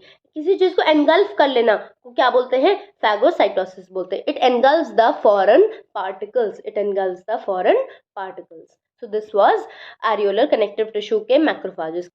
फिर आते हैं हम प्लाज्मा बी सेल्स के बारे में। किसके बारे में? Plasma B cells. एक हमारी सेल्स होती है प्लाज्मा बी सेल्स, जो कि एंटीबॉडीज को प्रोड्यूस करती हैं, है ना। और क्या होता है? हमारा डब्ल्यूबीसीज होते हैं, इयोसिनोफिल्स और न्यूट्रोफिल्स पाए जाते हैं। किसमें पाए जाते हैं? एरियोलर कनेक्टिव टिश्यू में ही पाए जाते हैं ये सब। फाइब्रोब्लास्ट पाए जाते हैं, और क्या पाए जाते हैं? मास्ट सेल पाए जाते हैं। ये जो मास्ट सेल होता है ना, बड़े मस्त टाइप के होते हैं। ये 3 सब्सटेंसेस को रिलीज करते हैं। किसको किसको? हिस्टामिन, सेरोटोनिन और हेपारिन। ये 3 हार्मोन रिलीज करते हैं, हिस्टामिन, सेरोटोनिन और हेपारिन को। हिस्टामिन क्या कराता है? Causes inflammation. कहीं भी अगर देखो चोट लग जाती है, या फिर मान लो एक हनी भी तुमको आके काट ले, तो क्या हो जाएगा? वहां पर इन्फ्लेमेशन हो जाएगी। तो वो कौन कराता है? हिस्टामिन कराता है। कोई भी चीज इन्फ्लेमेट हो रही है, मतलब क्या हो रहा है? उसका डायलेशन हो रहा है। ब्लड वेसल है ये, ब्लड वेसल को क्या करा दिया हमने? डायलेट करा दिया, है ना। ये देखो डायलेट हो गई हमारी ब्लड वेसल, तो ये क्या कराते हैं? इन्फ्लेमेशन कॉज कराते हैं, वैसो डायलेशन कराते हैं। सेरोटोनिन क्या कराते हैं? वैसो कॉन्स्ट्रिक्शन कराते हैं। क्या कराते हैं? Vaso constriction. मान लो ये ब्लड वेसल थी, इसको और कॉन्स्ट्रिक्ट कर दिया हमने, और पतला कर दिया, तो ये क्या हो गया? वैसो कॉन्स्ट्रिक्टर है सेरोटोनिन। हेपारिन क्या है? हमारा एंटीकोगुलेंट है। एंटीकोगुलेंट मतलब क्या होता है? जो कोगुलेशन को होने से रोके, क्लॉट बनने से रोके, उसको बोलेंगे एंटीकोगुलेंट, है ना। वो कोगुलेशन को नहीं चाहता, वो नहीं चाहता कि ब्लड में कोई भी क्लॉट बने, तो ये क्या कराते हैं? हमारे एंटीकोगुलेंट्स होते हैं, ठीक है। तो ये है हमारा, देखो एनसीईआरटी का डायग्राम, इस जिसको मैंने बना दिया है यहाँ पे, ये सेम डायग्राम आपके एनसीईआरटी में बना हुआ है। तो ये देखो जो हमारी रेड रेड बड़ी बड़ी सेल्स दिख रही हैं, वो क्या है? मैक्रोफाजेस है ना। क्या है? मैक्रोफाजेस है। ये क्या है? हमारा फाइब्रोब्लास्ट है। क्या है? फाइब्रोब्लास्ट। ब्लास्ट, जो भी वर्ड ब्लास्ट आता है ना, ये इमेच्योर के लिए आता है ना। फाइब्रोब्लास्ट सेल्स हैं, जिसमें क्या है? फाइबर्स है। क्या है? ये इसके फाइबर्स है। फाइब्रोब्लास्ट क्या सेक्रेट करेगा? फाइबर्स सेक्रेट करेगा। हमारे कनेक्टिव टिश्यू में क्या होते हैं? फाइबर्स होते हैं, ठीक है। तो ये हमारा क्या है? फाइब्रोब्लास्ट है, जो कि फाइबर्स को बनाता है, ठीक है। ये क्या है हमारा, ये देखो ये एक टाइप के WBC है, इसके बारे में पढ़ाया है मैंने, इयोसिनोफिल्स, जो कि हमारे हमारे सर्कुलेटरी सिस्टम में मैंने इसके बारे में पढ़ाया है आपको। ठीक है। ये हमारे क्या है, मल्टी लोब न्यूक्लियस है, देखो मल्टी लोब न्यूक्लियस है। ये क्या है, हमारे न्यूट्रोफिल्स हैं, ये देखो न्यूट्रोफिल्स हैं। फिर ये हमारे क्या हैं, ये मास्ट सेल्स हैं, क्या है हमारे मास्ट सेल्स है। ये डायग्राम आइडेंटिफिकेशन के लिए आ सकता है ना। ये हमारे क्या है, मास्ट सेल्स हैं। और ये हमारे कोलाजन फाइबर्स थे, जो फाइब्रोब्लास्ट हमारे अभी फाइबर्स सेक्रेट कर रहे थे, वो कौन से फाइबर्स है, कोलाजन फाइबर्स है। और ये हमारा जो डॉट डॉट है, ये क्या है हमारा, इसका मैट्रिक्स है। और ये देखो ये जितने हमारे फाइबर्स दिख रहे हैं, हमारे कनेक्टिव टिश्यू में दो टाइप के फाइबर्स होते हैं, एक होता है कोलाजन फाइबर्स, एक होते हैं इलास्टिक फाइबर्स। तो ये हमने कोलाजन फाइबर्स तो हमने देख लिया, फाइब्रोब्लास्ट बनाता है। कोलाजन जो हमारे इलास्टिक फाइबर्स हैं वो ये हैं, ये हमारे क्या है, इलास्टिक फाइबर्स हैं। तो इलास्टिक फाइबर्स हैं और ये कोलाजन फाइबर्स हैं। अब इनमें देखो अगर तुम्हें कोई डिफरेंस समझ में आ रहा है इलास्टिक फाइबर्स और कोलाजन फाइबर्स में, इलास्टिक फाइबर्स की ब्रांचिंग है, ये एक ब्रांच है, ये इसकी दूसरी ब्रांच है। और कोलाजन फाइबर्स बिल्कुल सीधे सीधे, इनमें कोई भी ब्रांचिंग नहीं होती है। ठीक है, ये बात हमें क्लियर हो गई है। ये इसका ग्राउंड सब्सटेंस है। और तो और ये हमारे प्लाज्मा बी सेल्स हैं, कौन से हैं, प्लाज्मा बी सेल्स, जो कि हमारे एंटीबॉडीज को सेक्रेट करते हैं। फाइबर्स में दो टाइप के फाइबर्स अभी बताए, इलास्टिक फाइबर्स, कोलाजन फाइबर्स। ये इलास्टिक फाइबर्स येलो होते हैं, किस कलर के होते हैं, येलो के होते हैं। कोलाजन फाइबर्स वाइट होते हैं। ठीक है। इंडिविजुअल और सिंगल यूनिट होता है इलास्टिक फाइबर्स का, मतलब इलास्टिक फाइबर्स जो है सिंगल सिंगल यूनिट में पाए जाते हैं। और जो हमारे कोलाजन फाइबर्स है वो बंडल में पाए जाते हैं। देखो यहाँ पे कोलाजन फाइबर्स का बंडल दिख रहा है ना, ये देखो बंडल है। और कोलाजन इलास्टिक फाइबर्स का कोई बंडल है नहीं ना, सिंगल यूनिट है इसकी। ठीक है, तो ये बात हमें क्लियर हो गई है ना। डायग्राम देख के ही सब कुछ याद हो जा रहा है, कुछ रटने की जरूरत है ही नहीं। ठीक है। जो हमारे इलास्टिक फाइबर्स उनमें ब्रांचिंग है, अभी ऊपर बताया इलास्टिक फाइबर्स ऐसे ब्रांच हो रहे हैं, कोलाजन फाइबर्स सीधे सीधे हैं, कोई ब्रांचिंग नहीं है इनमें। इलास्टिक फाइबर्स नाम में ही आ रहा है, इलास्टिसिटी प्रोवाइड करेंगे। कोलाजन फाइबर स्ट्रेंथ प्रोवाइड करेंगे। जो आपका कोलाजन प्रोटीन होता है वो सबसे ज़्यादा अबंडेंट होता है एनिमल वर्ल्ड में, सबसे ज़्यादा अबंडेंट प्रोटीन कौन सा है, कोलाजन प्रोटीन। तो जो हमारा बॉडी है वो मैक्सिमम कोलाजन प्रोटीन की बनी हुई है। और कोलाजन प्रोटीन क्या करता है, स्ट्रेंथ प्रोवाइड कराता है हमें। क्या प्रोवाइड कराता है, स्ट्रेंथ प्रोवाइड कराता है। ठीक है, ये बात हमें क्लियर हो गई। अब हम आते हैं एडिपोज टिश्यू पे, हमने एरियोलर पढ़ लिया, अब हम आते हैं एडिपोज में। एडिपोज कोई भी अलग सी चीज नहीं है, एरियोलर ही मॉडिफाई होके एडिपोज बना लेता है। It is a specialised connective tissue. अब आप कहोगे अभी आपने तो कहा था स्पेशलाइज्ड कनेक्टिव टिश्यू के दो चीजों में डिवाइड करा गया, एक फ्लूइड में और स्केलेटल में। फ्लूइड में ब्लड और लिम्फ आता है, स्केलेटल में बोन और कार्टिलेज जाता है। तो आपने यहाँ पर स्पेशलाइज्ड कनेक्टिव टिश्यू कहाँ लिखा है, स्पेशलाइज्ड कनेक्टिव टिश्यू में तो एडिपोज आता ही नहीं, वो तो लूज में आता है। तो इसका जवाब ये है कि एनसीईआरटी आपकी कहती है, एनसीईआरटी की समरी में दिया गया है कि स्पेशल एडिपोज को उसने स्पेशलाइज्ड बोला। एनसीईआरटी हमारी माता है, उसके अलावा हमें कुछ नहीं आता है। तो हमने एडिपोज को भी क्या लिख दिया है, स्पेशलाइज्ड कनेक्टिव टिश्यू लिख दिया है। तो इसको बात को याद रखना कि आपके एनसीईआरटी में समरी में लिखा हुआ है कि एडिपोज को उसने स्पेशलाइज्ड बोला है। क्यों स्पेशलाइज्ड बोला है, इसलिए बोला है क्योंकि it is a specialised form of areolar.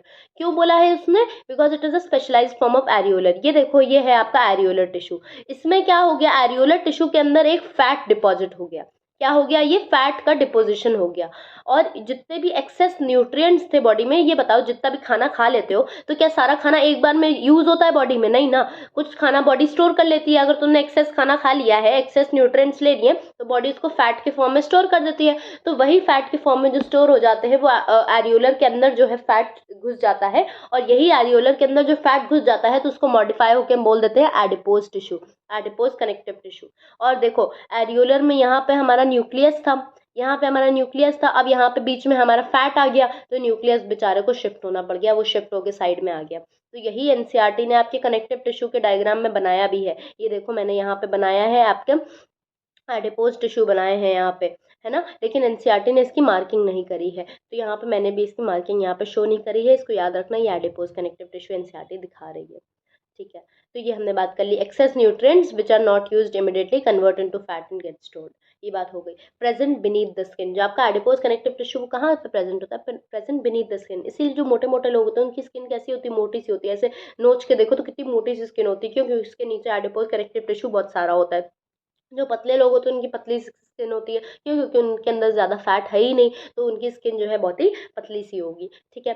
फिर आते हैं हम डेंस कनेक्टिव टिश्यू पे, dense regular and dense irregular. जो आपके डेंस रेगुलर है, नाम से समझ में आ रहा है, इनमें क्या होता है, जो आपकी सेल्स होती है और फाइबर्स होते हैं वो ऑर्गेनाइज्ड होते हैं, पैरेलली अरेंज्ड होते हैं। देखो कैसे पैरेलल अरेंजमेंट है, कितना खूबसूरत सा अरेंजमेंट है। इरेगुलर में क्या होता है, कहीं भी सेल्स डाल दो, कहीं भी फाइबर डाल दो, कोई मतलब ही नहीं है इसको। डेंस इरेगुलर है। और डेंस रेगुलर जिसमें पैरेलल अरेंजमेंट ऑफ सेल्स और फाइबर्स दिखता है, देखो पैरेलली अरेंज्ड है ये सेल्स और फाइबर्स। ये कैसे हैं, रैंडमली अरेंज्ड है। एनसीईआरटी का डायग्राम है ये, पैरेलली अरेंज्ड, ये पैरेलल अरेंजमेंट है और ये आपका इरेगुलर अरेंजमेंट है, याद रखना, आइडेंटिफिकेशन के लिए पूछा जाता है। तो पैरेलल अरेंजमेंट किस में होगा, टेंडन में होगा और लिगामेंट में होगा। किस में होगा, टेंडन में होगा और लिगामेंट में होगा। और जो आपका इरेगुलर अरेंजमेंट है वो किस में होगा, स्किन में होगा आपकी। कैसे याद रखोगे, अब टेंडन और लिगामेंट हम बचपन से पढ़ते आ रहे हैं, लेकिन जब भी इस पे क्वेश्चन आता है तो गलत करते हैं। तो देखो कैसे याद रखोगे, लिगामेंट से याद रखो एलएलबी। एलएलबी जानते हो ना, वो जो एडवोकेट वाला कोर्स होता है, तो एलएलबी से याद रखो, एल एल 2 बार आ रहा है, तो बहुत ही वेग एग्जाम्पल है, बहुत ही वेग ट्रिक है, पर इससे आपको बहुत हेल्प मिलेगी, ट्रस्ट में बहुत ज़्यादा हेल्प मिलेगी। बहुत क्वेश्चंस गलत होते हैं इस पे। तो देखो एल एल बी है, एल एल 2 बार आ रहा है, तो इसमें याद रखना बोन बोन 2 बार आता है। L L B, L L 2 बार आ रहा है, तो इसमें बोन बोन 2 बार आता है, तो ligament connects bone to bone. और जो आपका टेंडन है, it connects muscle to bone. Tendon connects muscle to bone, ligaments connect bone to bone. L L B, L L 2 बार आ रहा है, मतलब बोन बोन 2 बार लिख रहे हैं। बोन बोन जिसमें 2 बार लिखेंगे वो एल से स्टार्ट होता है, एल से कौन होता है, लिगामेंट होता है। और टेंडन अपने आप याद रहेगा, मसल टू बोन एक याद रखो, दूसरा अपने आप याद रहेगा, ठीक है। फिर आते हैं हम आपके स्पेशलाइज्ड कनेक्टिव टिश्यू को, जिसको हमने दो पार्ट में तोड़ा है, फ्लूइड और स्केलेटल में। तो हमारा जो फ्लूइड कनेक्टिव टिश्यू होता है उसका मैट्रिक्स कैसा होगा, नाम से समझ में आ रहा है, उसका मैट्रिक्स फ्लूइड होगा।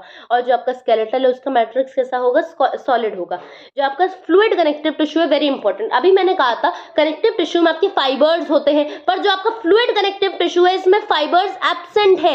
एफ में एफ एब्सेंट है, ऐसे याद रखना, एफ में एफ एब्सेंट है, मतलब फाइबर्स एब्सेंट है। फ्लूइड कनेक्टिव टिश्यू में फाइबर्स एब्सेंट है, स्केलेटल कनेक्टिव टिश्यू में फाइबर्स प्रेजेंट है। मैट्रिक्स कैसा है इसका, फ्लूइड है। स्केलेटल का मैट्रिक्स कैसा है, सॉलिड है। आपका जो स्केलेटल वाला होता है वो सपोर्ट प्रोवाइड करता है, हमारी बोन्स क्या करते हैं, हमारी बॉडी को एक सपोर्ट देती है, एक फ्रेमवर्क देती है, तो ऐसे याद रखना है। फिर जो आपका फ्लूइड कनेक्टिव टिश्यू है वो क्या करा रहा है, ट्रांसपोर्ट ऑफ गैसेस। फ्लूइड का काम ही यही होता है भाई, ब्लड का क्या काम है हमारी बॉडी में, ट्रांसपोर्ट ऑफ गैसेस। लिम्फ का क्या काम है, वो भी ट्रांसपोर्ट ऑफ गैसेस कराता है, डब्ल्यूबीसी को भी कैरी करता है, यही सब तो इनके काम है ट्रांसपोर्टेशन वाले, ठीक है। अब आपका जो फ्लूइड है उसको हमने 2 पार्ट में तोड़ा है, ब्लड और लिम्फ में, क्योंकि हम जानते हैं बॉडी में 2 फ्लूइड्स है, ब्लड और लिम्फ है। तो ब्लड में क्या होता है, सेल्स होती है, प्लेटलेट्स होती है, और क्या होती है, प्लाज्मा होता है। ब्लड किससे किससे बना है, ब्लड सेल्स से बना है, ब्लड प्लाज्मा से बना है, ब्लड प्लेटलेट से बना है। ब्लड सेल्स कौन सी, 2 टाइप की होती है, डब्ल्यूबीसी और आरबीसी, ठीक है। ये बात क्लियर हो गई। अब हम आते हैं अपनी कार्टिलेज पे, जो कि हमारी है स्केलेटल कनेक्टिव टिश्यू का पार्ट। जो हमारी कार्टिलेज होती है वो कहाँ कहाँ प्रेजेंट होती है बॉडी में, सोच के देखो, कार्टिलेज कहाँ है आपकी, टिप ऑफ द नोज पे, देखो बहुत ही सॉफ्ट है टिप ऑफ द नोज, लेकिन ऐसा नहीं कि टिप ऑफ द नोज बह जाएगी। टिप ऑफ द नोज बहती थोड़ी ना है, क्यों, क्योंकि ये फ्लूइड थोड़ी ना है, लेकिन ये क्या है, बड़ी सॉफ्ट सी है। पर हमारे जहाँ पे, यहाँ पे छू के देखो तो ये बोन है, ये तो बड़ा हार्ड हार्ड है। तो कार्टिलेज कैसा होता है, it is softer then the bone. Cartilage कैसा होता है, it is the softer then the bone. अपने कान को छू के देखो तो कान क्या होंगे, मुड़ जाएंगे। कान कैसे होते हैं, मुड़ जाते हैं, क्यों, because this is cartilage, because this is cartilage. तो जो कार्टिलेज होता है उसका मैट्रिक्स कैसा होता है, प्लाएबल और सॉफ्ट होता है। कैसा होता है, सॉफ्ट एंड प्लाएबल होता है। पर ऐसा नहीं है कि लिक्विड होता है, मैट्रिक्स सॉलिड ही होता है, पर कैसा होता है, थोड़ा सॉफ्ट होता है, प्लाएबल होता है ना। तो कार्टिलेज का डायग्राम देखते हैं हम, ये है हमारा पेरिकॉन्ड्रियम, जो कार्टिलेज की आउटर लेयर है, पेरिकॉन्ड्रियम, ठीक है। फिर ये है हमारे कॉन्ड्रोब्लास्ट। अभी मैंने बताया था जहां पर भी ये ब्लास्ट वर्ड आता है मतलब इमेच्योर होता है। तो कॉन्ड्रोब्लास्ट जो है हमारी कॉन्ड्रोसाइट्स में कन्वर्ट हो जाती है। Chondroblast converts into chondrocytes. जहां पे भी ये साइट्स वर्ड आता है मतलब वो मैच्योर सेल्स है, ब्लास्ट वर्ड आता है मतलब वो इमेच्योर सेल्स है। तो ये देखो कॉन्ड्रोब्लास्ट है ये, और ये वाली हमारी क्या है, कॉन्ड्रोसाइट्स है। ये हमारी क्या है, कॉन्ड्रोसाइट्स है, और ये क्या है, कॉन्ड्रोब्लास्ट है। यही कॉन्ड्रोब्लास्ट ने ही तो कॉन्ड्रोसाइट्स को जन्म दिया है, कॉन्ड्रोब्लास्ट से ही कॉन्ड्रोसाइट्स बनी है, ठीक है। कार्टिलेज कार्टिलेज में हमारा इलास्टिक फाइबर भी होता है, कोलाजन फाइबर भी होता है। देखो ये दोनों टाइप के फाइबर्स दिख रहे हैं, इलास्टिक फाइबर्स भी है, yellow elastic fibres and white collagen fibres दोनों हमें दिखते हैं, किसमें, कार्टिलेज में दिखते हैं। ये जो हमारे व्हाइट व्हाइट सर्कल हैं, ये क्या है, फ्लूइड फिल कैविटी है। क्या है, फ्लूइड फिल कैविटी है, जिनको हम लैक्यूने बोलते हैं। क्या बोलते हैं, इसके अंदर फ्लूइड भरा होता है, इसको हम क्या बोलते हैं, लैक्यूने बोलते हैं। और इन्हीं लैक्यूने के अंदर कॉन्ड्रोसाइट्स पाई जाती हैं, ये इंपॉर्टेंट क्वेश्चन है। Where are the chondrocytes found? They are found in the lacunae, that are the fluid filled spaces. और एक इंपॉर्टेंट बात, एक लैक्यूने के अंदर कितनी भी कॉन्ड्रोसाइट्स हो सकती है, 2 भी हो जाती है, 4 भी हो जाती है, 1 भी हो सकती है, ठीक है। तो ये हो गए हमारे कॉन्ड्रोसाइट्स के बारे में, जो कि हमारी कार्टिलेज की सेल्स हैं, कार्टिलेज को बनाती हैं। कार्टिलेज को कौन बनाता है, cartilage is formed by chondrocytes and chondrocytes they are converted from chondroblast. Chondroblast जो है कन्वर्ट होती है कॉन्ड्रोसाइट्स में। इनमें कोलाजन फाइबर्स भी होते हैं, येलो इलास्टिक फाइबर्स भी होते हैं, ठीक है। फिर जो एम्ब्रियो होता है, जो एम्ब्रियो अपने मदर के वूम में डेवलप हो रहा होता है, उसमें मोस्टली क्या होती है, कार्टिलेज होती है। जब बच्चा पैदा होता है तो देखो उसके अंदर क्या होती है, बहुत सारी कार्टिलेजेस होती है। कभी बच्चे का सर देखना, कहा जाता है कि बच्चे का जो सर है वो बहुत डेलिकेट होता है। क्यों? क्योंकि अभी वो जो है बोन्स में इतना, उसके अभी सर में बहुत सारी कार्टिलेज है, अभी वो बोन्स में कन्वर्ट नहीं हुई। कार्टिलेज जब बोन्स में कन्वर्ट होती है उसको क्या बोलते हैं, ऑसिफिकेशन बोलते हैं।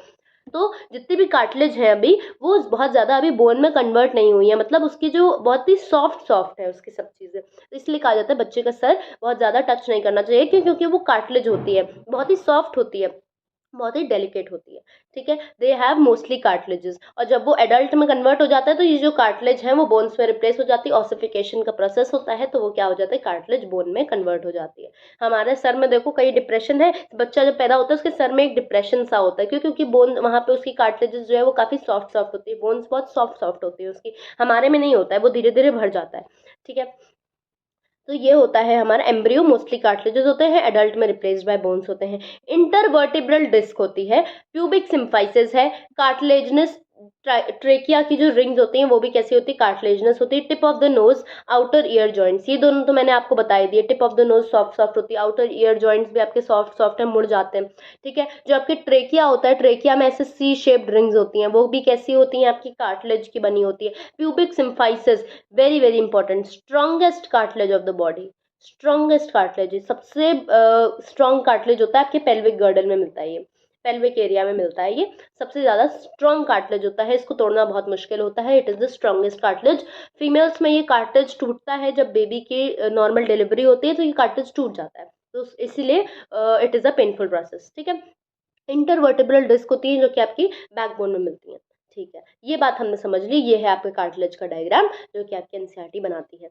फिर आते हैं बोन्स पे। बोन्स कैसी होती है, hard and non pliable matrix होता है। उसका कैसा होता था, सॉफ्ट एंड प्लाइबल होता था, बोन्स का हार्ड एंड नॉन प्लाइबल होता है। कैल्शियम सॉल्ट्स की बनी होती हैं, स्ट्रक्चरल फ्रेमवर्क होता है इनका। हमारी बॉडी को कौन ढांचा प्रोवाइड करता है, स्ट्रक्चरल फ्रेमवर्क, यही बोन्स तो प्रोवाइड करती है, नहीं तो ऐसे ऐसे उड़ रहे होते। अगर हमारी बोन्स ना होती तो हवा चलती, हम उड़ जाते, है ना। लॉन्ग बोन्स क्या होती हैं, bear the weight of the body. जो हमारी लॉन्ग बोन्स होती है, फीमर हो गई, टिबिया हो गई आपके पैरों में, ये क्या करती है, पूरे वेट ऑफ द बॉडी को बियर करती हैं। अगर ये जो है ना हो, अगर इसमें टूट जाती, कभी ये बोन फ्रैक्चर हो जाती है तो इंसान चल नहीं पाता। क्यों? क्योंकि इतनी बड़ी बॉडी है, उसका वेट कौन बेयर करेगा, जब तक बोन स्ट्रांग नहीं होंगी वेट को बियर नहीं करेंगी वो, है ना, इसलिए ये वेट बियर करती है। ये है हमारा पेरिकॉन्ड्रियम। अब हम अभी जैसे कार्टिलेज का डायग्राम पढ़ा था उसी से रिलेट करके बोन्स का डायग्राम पढ़ो।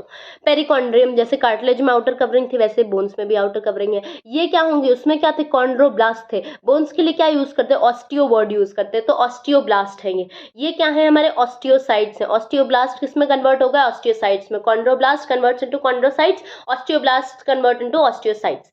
अब इसमें देखो हमने येलो वाले नहीं बनाए, डायग्राम को रिलेट करो। जो हमने येलो वाले कार्टिलेज में ऐसे ऐसे फाइबर्स बनाए थे, येलो इलास्टिक फाइबर्स, इसमें नहीं बनाए। मतलब बोन्स में सिर्फ और सिर्फ कोलाजन फाइबर्स प्रेजेंट होते हैं, इलास्टिक फाइबर्स नहीं होते हैं, ठीक है। ऐसे इसको याद करने की क्या जरूरत है भाई, इलास्टिक फाइबर्स इलास्टिसिटी प्रोवाइड करते हैं। क्या बोन्स हमारी बॉडी को इलास्टिसिटी प्रोवाइड करता है? नहीं, हमारी बॉडी को बोन्स इलास्टिसिटी नहीं प्रोवाइड करता, वो एक स्ट्रक्चरल फ्रेमवर्क प्रोवाइड करता है। Because bones are strong, bones elastic नहीं हो सकती because bones are strong calcium की बनी होती है। कैल्शियम और मैग्नीशियम बहुत ज्यादा मेन होता है बोन्स के लिए, इसलिए तो कहते हैं दूध पियो तो बोन स्ट्रांग होंगी, ठीक है। ये हमारे लैक्यूने है, फ्लूइड फिल्ड स्पेसेस होती हैं लैक्यूने, उसके अंदर ऑस्टियोसाइट्स होती हैं। अब इसमें डिफरेंस ये है, जो आपकी कॉन्ड्रोसाइट्स थी वो एक लैक्यूने के अंदर बहुत सारी हो सकती थी, तो जो आपकी ऑस्टियोसाइट्स है वो एक लैक्यूने के अंदर एक ही होगी। ये एक इसका डिफरेंस है, ठीक है। ऑस्टियोसाइट एक लैक्यूने के अंदर एक ही होगी, दो नहीं हो सकती है। हैं। अब इनका जो मैट्रिक्स होता है, जो हमारी बोन्स का जो मैट्रिक्स होता है, वो कॉन्सेंट्रिकली हमारे ऐसे लैमेले के फॉर्म में जो है अरेंज्ड होता है। लैमेले बोला है मैंने, लैक्यूने नहीं बोला है। Lacunae are the fluid filled spaces, और लैमेले क्या है, कॉन्सेंट्रिक रिंग्स बन जाती हैं हमारे मैट्रिक्स की। जो हमारा कार्टिलेज था, ये देखो जो हमारा कार्टिलेज था, यहाँ पे फिर से दिखाऊं तो उसका जो मैट्रिक्स था ये फैला हुआ था, देखो कैसा फैला फैला मैट्रिक्स है। और जो हमारा बोन है उसका मैट्रिक्स कैसा है, ये हमारे रिंग्स के फॉर्म में अरेंज्ड है। तो ये हमारी एनसीईआरटी डायग्राम बनाती है, इसका मैट्रिक्स कैसा है, रिंग्स के फॉर्म में अरेंज्ड है। ये हमारी जो क्रॉस क्रॉस दिखा रही है, ये क्या है क्रॉस क्रॉस, ये हमारे ऑस्टियोसाइट्स हैं, बोन फॉर्मिंग सेल्स, ऑस्टियोसाइट्स। देखो देनों को बहुत इन्फॉर्मेशन दी जा सकती है, ऑस्टियोक्लास्ट भी पढ़ते हैं, कॉन्ड्रोक्लास्ट भी होते हैं, पर इन सब की डिटेल में आपको नहीं जाना है, सिर्फ एनसीईआरटी बेस्ड पढ़ेंगे, है ना। तो ऑस्टियोक्लास्ट, कॉन्ड्रोक्लास्ट, अगर आपने ये सब पता हो तो ये आप एक्स्ट्रा इन्फॉर्मेशन जैसे स्टोर कर लो। ऑस्टियोक्लास्ट क्या होते हैं, बोन को कट करने में काम आते हैं, मतलब बोन को कभी डिस्ट्रॉय करना हो, नई सेल्स बनानी हो तो क्लास्ट, ऑस्टियोक्लास्ट। कॉन्ड्रोक्लास्ट क्या करते हैं, हमारे वही जैसे नया कार्टिलेज बनाना हो तो पुराने कार्टिलेज को तोड़ के नया कार्टिलेज बनाते हैं, तो कॉन्ड्रोक्लास्ट बोलते हैं उनको। पर हमें इसके बारे में डिटेल में नहीं जाना है, हमें कोई बात नहीं, हमें सिर्फ दो टर्म्स याद रखने हैं, ऑस्टियोब्लास्ट, ऑस्टियोसाइट्स, कॉन्ड्रोब्लास्ट, कॉन्ड्रोसाइट्स। तो ठीक है, हम सिर्फ एनसीईआरटी बेस्ड पढ़ेंगे, ठीक है। ये हमारी बोन है, बोन के जो लॉन्ग बोन्स होती हैं, जैसे कि हमारी बॉडी की फीमर हो गई, उसमें क्या होता है, यहाँ पे हीमोपोएसिस होता है। हीमोपोएसिस क्या होता है, haemopoiesis is the formation of blood. Haem poiesis, poiesis मतलब होता है फॉर्मेशन, हीम मतलब क्या होता है, blood.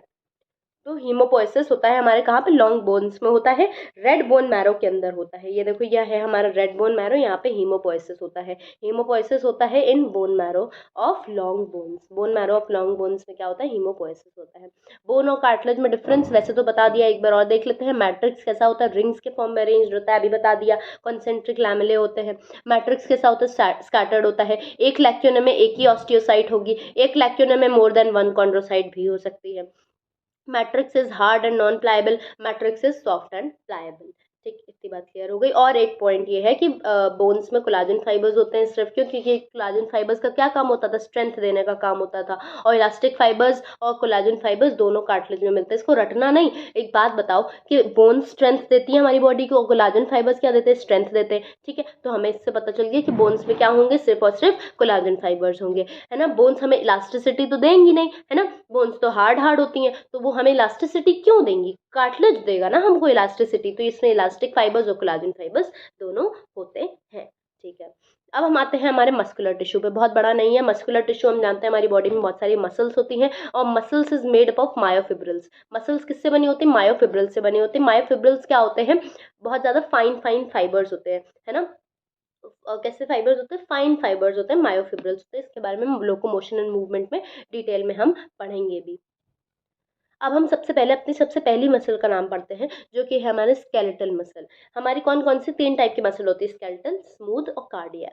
Skeletal, smooth and cardiac muscles. सबसे पहले हम पढ़ते हैं स्केलेटल मसल्स के बारे में। ये जो स्केलेटल मसल्स होती हैं, इनमें स्ट्रिएशंस दिखती हैं, ये देखो स्ट्रिएशंस हैं, क्या है इसमें, स्ट्रिएशन है, ठीक है। तो हम डायग्राम देखो और पॉइंट्स लिखो, सिंपल सा फंडा है, रटने की कोई जरूरत नहीं है। यहाँ पे डायग्राम देखो, पॉइंट्स लिखो, कैसी दिख रही हैं, सिलेंड्रिकल है, कैसी दिख रही है, स्ट्रिएटेड है, यहाँ पे स्ट्रिएशंस है, कैसी हैं, स्ट्रिएटेड है, कैसी हैं, मल्टी न्यूक्लिएटेड है, ये देखो इनका न्यूक्लियस है, ये क्या है, इनका न्यूक्लियस है, बहुत सारे न्यूक्लियस है, तो कैसी हैं, मल्टी न्यूक्लिएटेड है, इनको हम बोलते हैं सिंसाइटियम।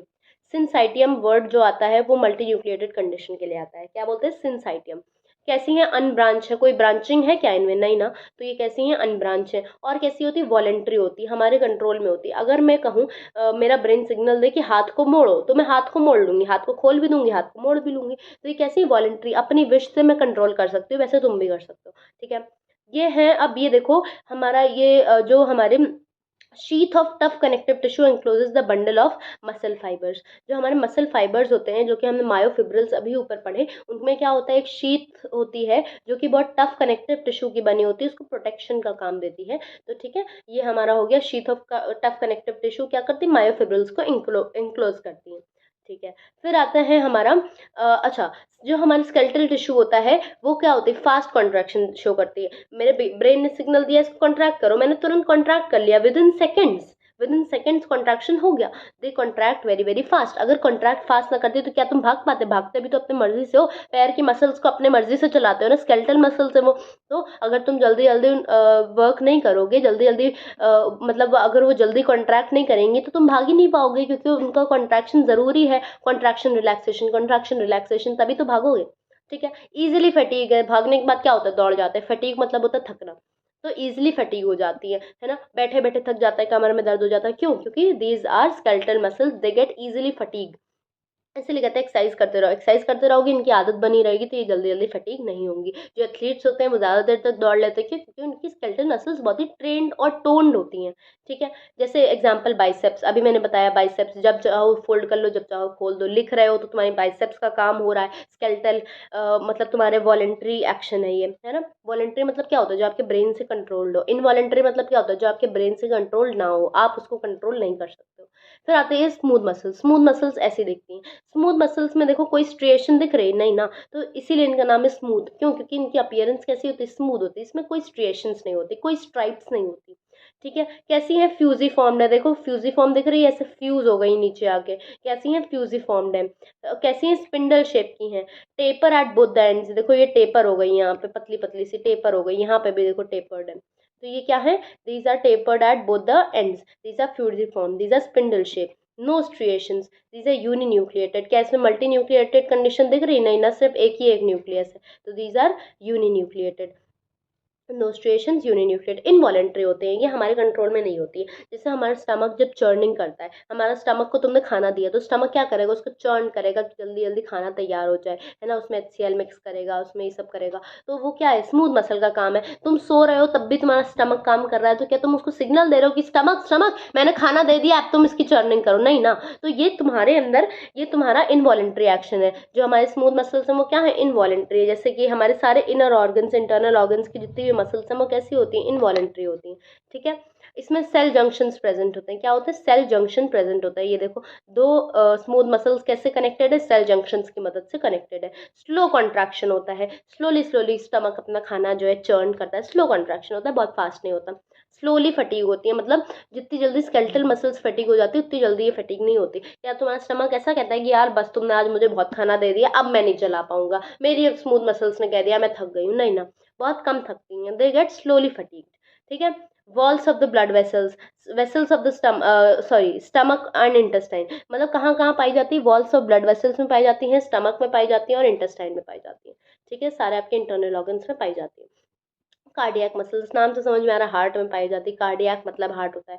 ठीक है, तो ये हमारी कैसी है? अब इसके डायग्राम देखो, कैसे लिखोगे? इसमें फेंट स्ट्रिएशन है, देखो इतनी प्रोमिनेंट नहीं दिख रही है, फेंट फेंट है, थोड़ी लाइट लाइट स्ट्रिएशंस है। अगर पूछा जाए striations are present in smooth, cardiac और स्केलेटल, तो तुम क्या आंसर दोगे? स्केलेटल में भी प्रेजेंट है, कार्डियक में भी प्रेजेंट है। भले ही फेंट है, बहुत प्रोमिनेंट स्ट्रिएशंस नहीं है, पर प्रेजेंट तो है ना कार्डियक में। तो सिलेंड्रिकल होती हैं, ब्रांच्ड होती हैं, यूनिन्यूक्लिएटेड होती हैं। देखो एक एक न्यूक्लियस है सब में, और ब्रांचिंग शो हो रही है, ये देखो ब्रांचिंग है यहाँ पे। ठीक है, ये बात हो गई हमारी। इंटरकैलेटेड डिस्क प्रेजेंट होती है, फेंट स्ट्रिएशन होती है। इंटरकैलेटेड डिस्क क्या होती है? गैप जंक्शंस होते हैं ये। जैसे हमारे जंक्शंस, अगर पूछा जाए जंक्शन किस में प्रेजेंट होता है, तो स्मूथ में, अभी मैंने पढ़ाया स्मूथ में जंक्शन होता है। क्या स्केलेटल में जंक्शन था? नहीं था, सिर्फ आपका स्मूथ में होता है और कार्डियक में होता है। ठीक है, इनवॉलेंट्री होती है कि हार्ट से तुम कहते हो कि धड़को, फिर बंद हो जाओ, फिर कहते हो धड़को नहीं ना, वो अपने मर्जी से काम करता है। These are involuntary, these are not controlled by you. Very fast contraction, heart 72 times per minute beat करता है, तो कैसा है? वेरी फास्ट कॉन्ट्रैक्शन है, मिली सेकेंड्स में कॉन्ट्रैक्शन होता है इनका। नेवर फटीग, अगर ये तो बेटा फटीग हो गई तो फिर इंसान ही फटीग हो जाता है दुनिया से। तो ये जब तक लाइफ चल रही है तब तक कभी भी फटीग नहीं होती है, ये नहीं थकती। भले ही कोई भी मसल थक जाए, ये नहीं थकेंगी। अगर ये थक गई तो इंसान दुनिया से थक जाएगा। ठीक है, एग्जाम्पल आपका हार्ट है। ये वाली आपकी कौन सी मसल्स हैं? स्केलेटल मसल है, एनसीआरटी का डायग्राम है, मल्टी न्यूक्लिएटेड है ना, प्रोमिनेंट स्ट्रिएशंस हैं, अनब्रांच्ड हैं। ये सब आपके क्या होगा? ये वॉलेंट्री हैं। रिवाइज हो गया। ये आपकी है स्मूथ मसल्स है, फ्यूजिफॉर्म्ड है, स्पिंडल शेप्ड है, टेपर एट द एंड है, यूनिन्यूक्लियस है, यूनिन्यूक्लिएटेड होती हैं, और इसमें स्ट्रिएशंस एब्सेंट होती हैं, इनवॉलेंट्री होती हैं। सारे आपका रिवाइज हो गया फिर से। ये क्या है? आपकी स्मूथ मसल्स हैं। मैं आपको डबल डबल बार रिवाइज भी करा देती हूँ लेक्चर में, इसीलिए कभी कभी लेक्चर की ड्यूरेशन लंबी हो जाती है। ठीक है, फिर ये है कार्डियक मसल्स हैं। कार्डियक मसल्स कैसी होती है, ब्रांच्ड होती हैं, यूनिन्यूक्लिएट ये सॉरी मल्टी न्यूक्लिएटेड हैं ये, ठीक है। इसमें इंटरकैलेटेड डिस्क प्रेजेंट है। ये इंटरकैलेटेड डिस्क क्या होती है, इंटरकैलेटेड डिस्क क्या होती हैं हमारी, ये गैप जंक्शंस होते हैं, जैसे कि हमारे स्मूथ मसल्स में प्रेजेंट थे। तो ये क्या हो गई, हमारी कार्डियक मसल्स हो गई। क्या हो गई यहाँ पे, कार्डियक मसल्स हो गई हैं, ठीक है। अब हम आते हैं न्यूरल टिश्यू पे, बहुत छोटा सा है, 5 मिनट का टॉपिक है। न्यूरल टिश्यू हम जानते हैं कंट्रोल और कोऑर्डिनेशन कराता है। अभी ऊपर बताया था एग्जाम में बैठ के कैसे सोचते हो, जब तक ये नहीं होगा तो कैसे सोचोगे, तभी तो सोचोगे जब ये होगा। तो ये क्या कराता है, कंट्रोल और कोऑर्डिनेशन कराता है बॉडी में, पूरी बॉडी को कोऑर्डिनेट करता है ना। तो कंट्रोल और कोऑर्डिनेशन का काम है न्यूरल टिश्यू का। स्ट्रक्चरल और फंक्शनल यूनिट क्या होती है इसकी, न्यूरॉन होती है। इसके बारे में हम नर्वस सिस्टम आपके बुक में अलग ही चैप्टर है तो उसमें पढ़ेंगे, ठीक है। स्ट्रक्चरल और फंक्शनल यूनिट क्या होती है, न्यूरॉन होती है। इसके बारे में थोड़ा सा डिटेल यहाँ पे देख लेते हैं। ये ऐसा दिखता है हमारा न्यूरॉन, ये कैसा होता है, एक्साइटेबल होता है। ये कैसा होता है, एक्साइटेबल होता है। जब ये इसको कोई भी इन्फॉर्मेशन पास होती है, इसके अंदर से एक इलेक्ट्रिकल डिस्टर्बेंस ट्रैवल करती है तो ये एक्साइट हो जाता है, ठीक है, एक्साइटेबल होता है ये। अब आपकी न्यूरोग्लियल सेल्स भी होती है दो। देखो स्ट्रक्चरल और फंक्शनल पूछा जाए, स्ट्रक्चरल एंड फंक्शनल कौन सी यूनिट होती है, तो वो होती है न्यूरॉन्स। अगर पूछा जाए आपकी दूसरी सेल्स कौन सी होती है नर्वस टिश्यू में, तो वो न्यूरोग्लियल सेल्स होती हैं। स्ट्रक्चरल एंड फंक्शनल यूनिट पूछा जाएगा तो क्या बोलोगे, न्यूरॉन्स होता है न्यूरल टिश्यू का। और अगर पूछा जाए उसको दूसरी सेल्स कौन सी होती है न्यूरल टिश्यू की, तो कौन सा आंसर दोगे, न्यूरोग्लियल सेल्स होती है, ठीक है। ये बात क्लियर हो गई। न्यूरोग्लियल सेल्स जो होती हैं they make up more than half of the volume of the neural tissue. Imagine जब हम बेचारा न्यूरोग्लियल सेल्स कितना अंडररेटेड है ना। उसको जो है वो उसका वो नहीं मिल पाता है जो उसको चाहिए, उसका क्रेडिट है ना, उसको उतना क्रेडिट नहीं मिलता। सारा क्रेडिट तो न्यूरॉन को चला जाता है, because these are excitable, these are the structural and functional unit of the nervous system. तो कौन सा है वो, न्यूरॉन है। और न्यूरोग्लियल सेल्स क्या होती है, they make up more than half of the volume, ये याद रखना, they make up more than half of the volume, बहुत बहुत इंपॉर्टेंट है।